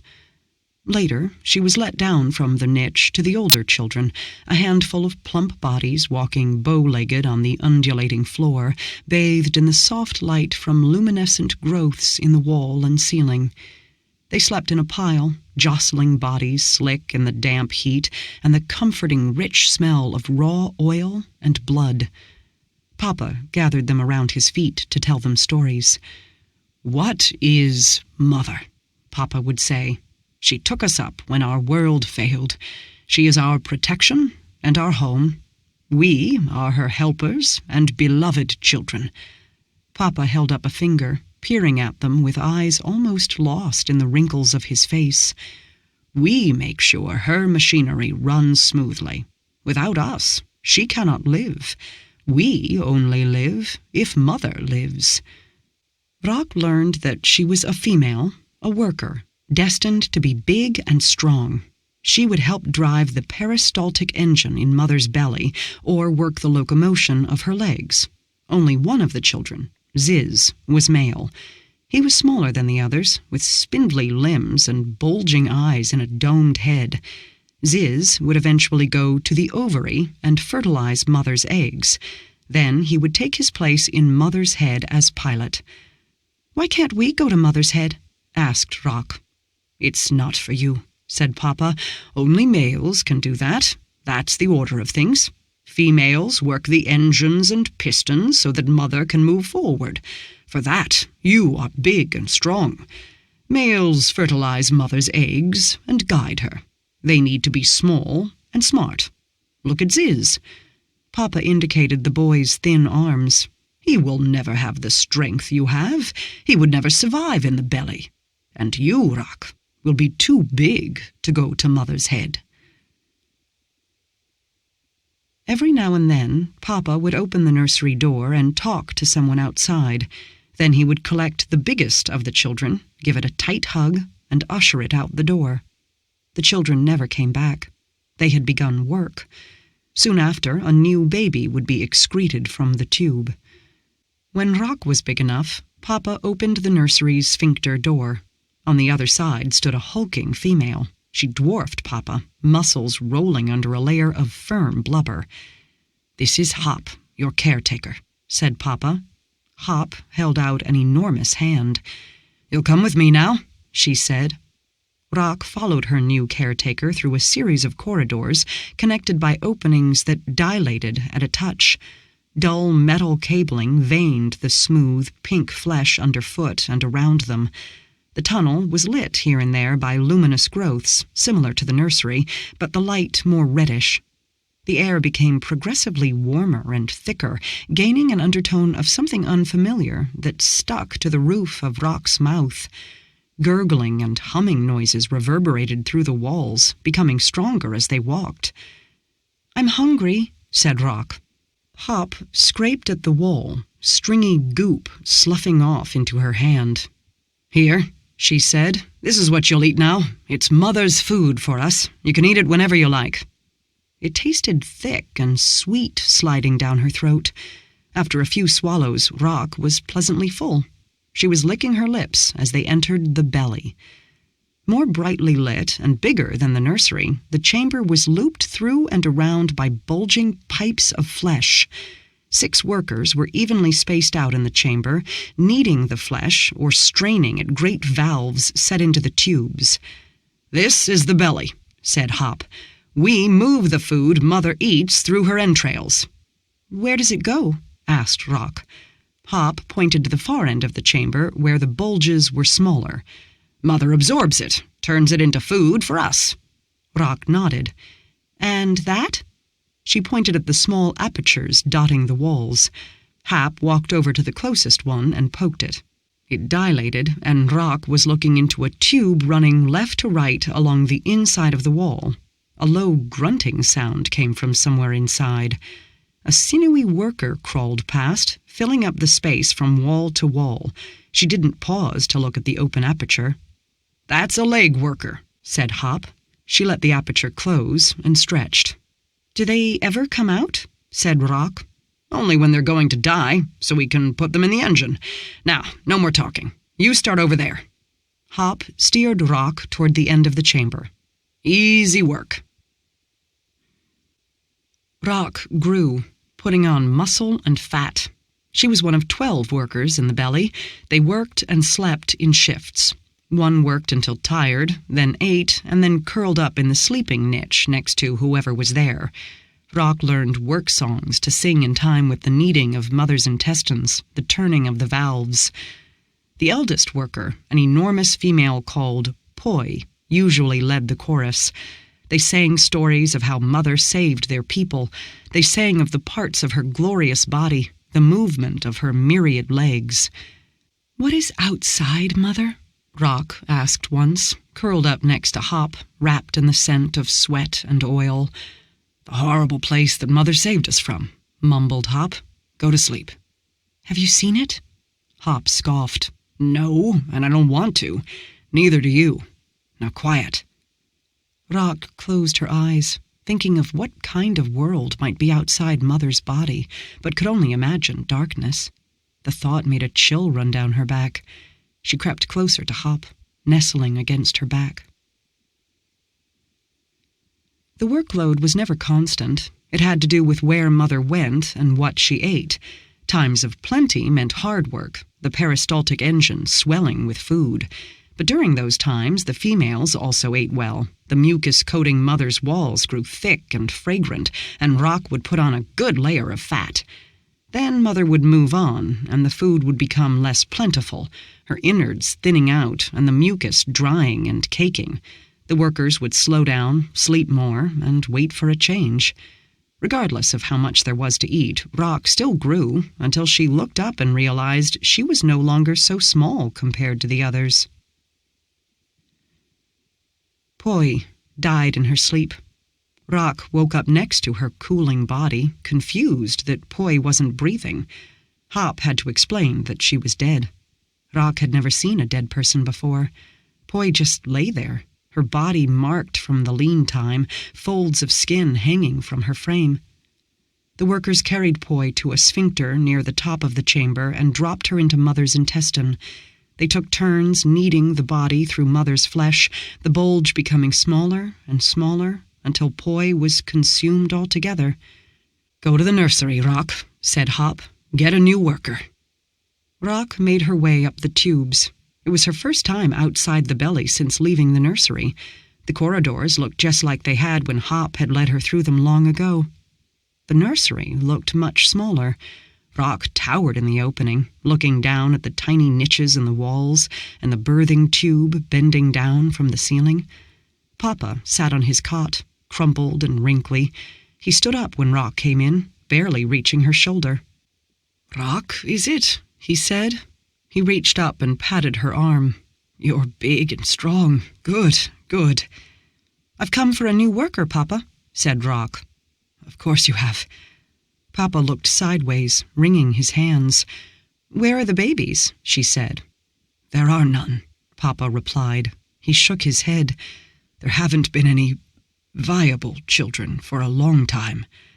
"I don't understand," said Rock. "I'm sorry, Rock." Papa shrank back against the wall. "I have no worker to give you." "What's happening, Papa? Why are there no babies?" "I don't know. Maybe it is because of the lean times, but there have been lean times before, and there were babies then. And no visits from the head, either. The head would know. But no one comes. I have been all alone." Papa reached out for Rock, stroking her arm. "All alone." Rock looked down at his hand. It was dry and light. "Did you go to the head and ask?" Papa blinked. "I couldn't do that. My place is in the nursery. Only the pilots go to the head." The birthing tube gurgled. Something landed on the bedding with a splat. Rock craned her neck to look. "But look, there's a baby," she said. The lumpy shape was raw and red. Stubby limbs stuck out here and there. The head was too big. There were no eyes or nose, just a misshapen mouth. As Rock and Papa stared in silence, it opened its mouth and wailed. "I don't know what to do," whispered Papa. "All the time they come out like this." He gently gathered up the malformed thing, covering its mouth with a hand until it stopped breathing. Tears rolled down his lined cheeks. "My poor babies," said Papa. As Rock left, Papa rocked the lump in his arms, weeping. Rock didn't return to the belly. She went forward. The corridor quickly narrowed, forcing Rock to a slow crawl on all fours. The rumble and sway of Mother's movement, so different from the gentle roll of the belly, pressed her against the walls. Eventually the tunnel widened into a round chamber. At the opposite end sat a puckered opening. On her right, a large round metallic plate was set into the flesh of the wall, the bulges ringing it, glowing brightly red. Rock crossed the chamber to the opening on the other side. She touched it, and it moved with a groaning noise. It was a tiny space, a hammock wrapped in cabling and tubes in front of two circular panes. Rock sat down in the hammock. The seat flexed around her, molding itself to her shape. The panes were streaked with mucus and oil, but she could faintly see light and movement on the other side. It made her eyes hurt. A tube snaked down from above, nudging her cheek. Rock automatically turned her head and opened her mouth. The tube thrust into her right nostril. Pain shot up between Rock's eyes. Her vision went dark. When it cleared, she let out a scream. Above, a blinding point of light shone in an expanse of vibrant blue. Below, a blur of browns and yellows rolled past with alarming speed. "Who are you?" a voice said. It was soft and heavy. "I was so lonely." "Hurts," Rock managed. The colors and light muted, and the vision narrowed at the edges so that it seemed Rock was running through a tunnel. She unclenched her hands, breathing heavily. "Better?" Rock grunted. "You are seeing through my eyes. This is the outside world, but you are safe inside me, my child." "Mother," said Rock. "Yes, I am your mother. Which of my children are you?" The voice was soothing, making it easier to breathe. "I'm Rock, from the belly." "Rock, my child, I am so glad to meet you." The scene outside rolled by, yellows and reds, and the blue mass above. Mother named the things for her. Sky, ground, sun. She named the sharp things scything out at the bottom of her vision. Mandibles, and the frequently moving shapes glimpsed at the edges. Legs. The cold fear of the enormous outside gradually faded in the presence of that warm voice. An urge to urinate made Rock aware of her own body again, and her purpose there. "Mother, something is wrong," she said.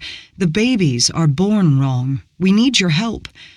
"Nutrient and DNA deficiency," Mother hummed. "I need food." "But you can move everywhere, Mother. Why are you not finding food?"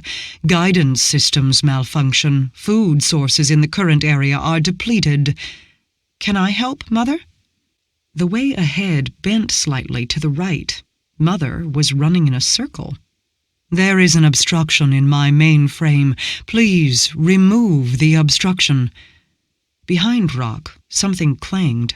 The tube slithered out of her nostril, and she could see the room around her again. She turned her head. Behind the hammock, a hatch had opened in the ceiling, the lid hanging down, rungs lining the inside. The hammock let Rock go with a sucking noise, and she climbed up the rungs. Inside, gently lit in red, was Mother's brain. A small space surrounded by cables winding into flesh. A slow pulse beat through the walls. Half sitting against the wall was the emaciated body of a male. Its head and right shoulder were resting on a tangle of delicate tubes, bloated and stiff where they ran in under the dead male's body, thin and atrophied on the other. Rock pulled at an arm. Mother had started to absorb the corpse. It was partly fused to the wall. She tugged harder, and the upper body finally tore away and fell sideways. There was a rushing sound as pressure in the tubes evened out. The body was no longer in the way of any wires or tubes that Rock could see. She left it on the floor and climbed back down the hatch. Back in the hammock, the tube snuck into her nostril, and Mother's voice was in her head again. "Thank you," said Mother. "Obstruction has been removed. Guidance system recalibrating." "It was Ziz, I think," said Rock. "He was dead." "Yes, he was performing maintenance when he expired." "Aren't there any more pilots?" "You can be my pilot." "But I'm female," Rock said. "That is all right. Your brain gives me sufficient processing power for calculating a new itinerary." "What?" "You don't have to do anything. Just sit here with me." Rock watched as Mother changed course, climbing the wall of the canyon and up onto a soft yellow expanse. "Grassland," Mother whispered. The sky sat heavy and blue over the grass. Mother slowed down, her mouthpieces scooping up plants from the ground. Angular silhouettes stood against the horizon. "What is that?" said Rock. "Cities," Mother replied. "Your ancestors used to live there. But then the cities died, and they came to me. We entered an agreement. You would keep me company, and in exchange I would protect you until the world was a better place." "Where are we going?" "Looking for a mate. I need fresh genetic material. My system is not completely self-sufficient." "Oh." Rock's mouth fell open. "Are there more of you?" "Of sorts. There are none like me, but I have cousins that roam the steppes." A sigh. "None of them are good company. Not like my children." Mother trundled over the grassland, eating and eating. Rock panicked the first time the sun disappeared, until Mother wrapped the hammock tight around her and told her to look up. Rock quieted at the sight of the glowing band laid across the sky. "Other suns," Mother said, but Rock could not grasp it. She settled for thinking of it like lights in the ceiling of a great room. They passed more of the cities, jagged spires and broken domes, bright surfaces crisscrossed with cracks and curling green. Occasionally, flocks of other living creatures ran across the grass. Mother would name them all. Each time a new animal appeared, Rock asked if that was her mate. The answer was always no. "Are you feeling better?" Rock said eventually. "No." A sighing sound. "I am sorry. My system is degraded past the point of repair." "What does that mean?" "Goodbye, my daughter. Please use the exit with green lights." Something shot up Rock's nostril through the tube. A string of pain blossomed inside her forehead, and she tore the tube out. A thin stream of blood trailed from her nose. She wiped at it with her arm. A shudder shook the hammock. The luminescence in the walls faded. It was suddenly very quiet. "Mother?" Rock said into the gloom. Outside, something was different. She peered out through one of the eyes. The world wasn't moving. "Mother!" Rock put the tube in her nose again, but it fell out and lay limp in her hand. She slid out of the hammock, standing up on stiff legs. The hatch to Mother's brain was still open. Rock pulled herself up into the little space. It was pitch dark and still. No pulse moved through the walls. Rock left Mother's head and started down the long corridors, down toward the nursery and the belly. She scooped some mucus from the wall to eat, but it tasted rank. It was getting darker. Only the growths around the round plate between the head and the rest of the body were still glowing brightly. They had changed to green. In the nursery, Papa was lying on his cot, chest rising and falling faintly. "There you are," he said when Rock approached. "You were gone for so long." "What happened?" said Rock. Papa shook his head. "Nothing happened. Nothing at all." "Mother isn't moving," said Rock. "I found her head, and she talked to me, and I helped her find her way to food, but she says she can't be repaired, and now she's not moving. I don't know what to do." Papa closed his eyes. "Our mother is dead," he whispered, "and we will go with her." He turned away, spreading his arms against the wall, hugging the tangle of cabling and flesh. Rock left him there. In the belly, the air was thick and rancid. The peristaltic engine was still. Rock's feet slapping against the floor made a very loud noise. Around the chamber, workers were lying along the walls, half melted into Mother's flesh. The leg accesses along the walls were all open. Here and there, an arm or a head poked out. Hop lay close to the entrance, resting on her side. Her body was gaunt, her ribs fully visible through the skin. She had begun sinking into the floor. Rock could still see part of her face. Her eyes were half closed, as if she were just very tired. Rock backed out into the corridor, turning back toward the head. The sphincters were all relaxing, sending the foul air from the belly toward her, forcing her to crawl forward. The last of the luminescence faded. She crawled in darkness until she saw a green shimmer up ahead. The round plate was still there. It swung aside at her touch. The air coming in was cold and sharp, painful on the skin, but fresh. Rock breathed in deep. The hot air from Mother's inside streamed out above her in a cloud. The sun hung low on the horizon, its light far more blinding than Mother's eyes had seen it. One hand in front of her eyes, Rock swung her legs out over the rim of the opening and cried out in surprise when her feet landed on grass. The myriad blades prickled the soles of her feet.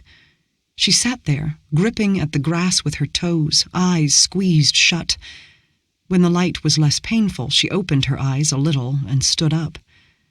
The aperture opened out between two of Mother's jointed legs. They rested on the grass, each leg thicker around than Rock could reach with her arms.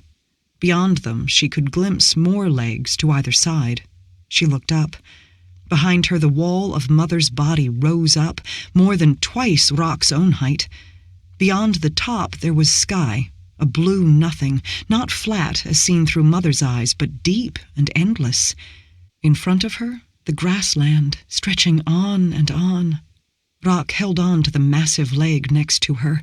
Her stomach clenched, and she bent over and spat bile. There was a hot lump in her chest that wouldn't go away. She spat again and knelt on the grass. "Mother," she whispered in the thin air. She leaned against the leg. It was cold and smooth. "Mother, please." She crawled in under Mother's legs, curling up against her body, breathing in her familiar musk. A sweet hint of rot lurked below. The knot in Rock's chest forced itself up through her throat in a howl. Rock eventually fell asleep. She dreamed of legs sprouting from her sides, her body elongating and dividing into sections, taking a sinuous shape. She ran over the grass, legs in perfect unison, muscles and vertebrae stretching and becoming powerful. The sky was no longer terrible. Warm light caressed the length of her scales. A pattering noise in the distance woke her up. Rock stretched and rubbed her eyes. Her cheeks were crusted with salt. She scratched at her side. An itching line of nubs ran along her ribs. Beside her, Mother's body no longer smelled of musk. The smell of rot was stronger. She crawled out onto the grass and rose to her feet. The sky had darkened, and a pale orb hung in the void, painting the landscape in stark gray and white. Mother lay quiet, stretched out into the distance. Rock saw now that Mother's carapace was gray and pitted, some of the many legs cracked or missing. In the bleak light, a long shape on many legs approached. When it came close, Rock saw it was much smaller than Mother, perhaps 3 or 4 times Rock's length. She stood very still. The other paused a few feet away. It reared up, forebody and legs waving back and forth, its mandibles clattered. Something about its movement caused a warm stirring in Rock's belly. After a while, it turned around, depositing a gelatinous sack on the ground. It slowly backed away. Rock approached the sack. It was the size of her head. Inside, a host of little shapes wriggled around. Her belly rumbled. The other departed, mandibles clattering, as Rock ripped the sack open with her teeth. The wriggling little things were tangy on her tongue. She swallowed them whole. She ate until she was sated, then crouched down on the ground, scratching at her sides. Her arms and legs tingled. She had a growing urge to run and stretch her muscles, to run and never stop. Afterward. Transposing worlds. The decision to translate my own work was born out of an old dream. When I first got serious about writing, I fantasized about becoming so well known in Sweden that someone would translate my work into other languages. I put the thought out of my mind. I wasn't even published in Swedish yet. And 10 years passed. My country has a long and solid tradition when it comes to short stories and speculative fiction, but it proved difficult to publish either. Among the handful of Swedish magazines that published short stories, few were interested in the fantastic, and those that were died off one by one. Abroad, on the other hand, weird tales beckoned, and Interzone, Asimov's, Strange Horizons, scores of magazines just out of reach. I was by no means sure my English was good enough. I pretended it was, figured I'd need some immersive practice, and applied to the Clarion SF and Fantasy Writers Workshop on a lark. I got in, and ever since I've been writing stories in both Swedish and English, creating translations in both languages. My experience of English reflects that of most Swedes of my generation. I studied British English from the 4th grade, learning through songs by the Beatles and the rituals of tea time. American English was the language of MTV and the movies, and later science fiction paperbacks. Being so exposed to both varieties, neither of which is your own, makes it difficult, if not impossible, to keep track of what word, and often pronunciation, belongs where. You make do with the resulting composite. This collection may reflect that wonderful confluence and confusion. Writing in Swedish and English are 2 very different experiences. Your native language resonates in your bones. Each spoken word reaffirms or changes the world as you see it, intellectually and emotionally. Because Swedish is my mother tongue, I can take enormous liberties with it because I know exactly and instinctively how it works. English doesn't quite allow itself to be grabbed by the scruff of its neck in the same way. As a result, I'm more careful with the prose, perhaps less adventurous, because without that gut reaction, it's hard to know exactly how something will resonate with an English-speaking reader. On the other hand, I may find paths into English that a native speaker might not, because there are aspects of your native tongue that you just don't see, since you are standing in the middle of it. I am reminded of those times I've been amazed by how a non-native speaker can bend my own language in unexpected directions, or just approach it with an ear that makes it seem like a new creation. Concepts and stories definitely work in different ways, depending on language. For example, Jagannath and Ons taste different, partly because of the sound of words associated with the stories. They are both concerned with anatomy, and the English terms I found appropriate were often softer and less abrupt. The word flesh, for example, can be drawn out and rolls around in the mouth. The Swedish analog, kött, is hard and brutal in comparison, and also means meat, which is not the feel I wanted. The same goes for intestine versus tarm, blubber versus späck, and so on, with the exception of slemhinna, which sounds far better than mucous membrane. Some concepts and cultural overtones refuse translation, but that's the case with any language. If I say something has a dansband atmosphere, a Swede will immediately know what I'm talking about and probably cringe.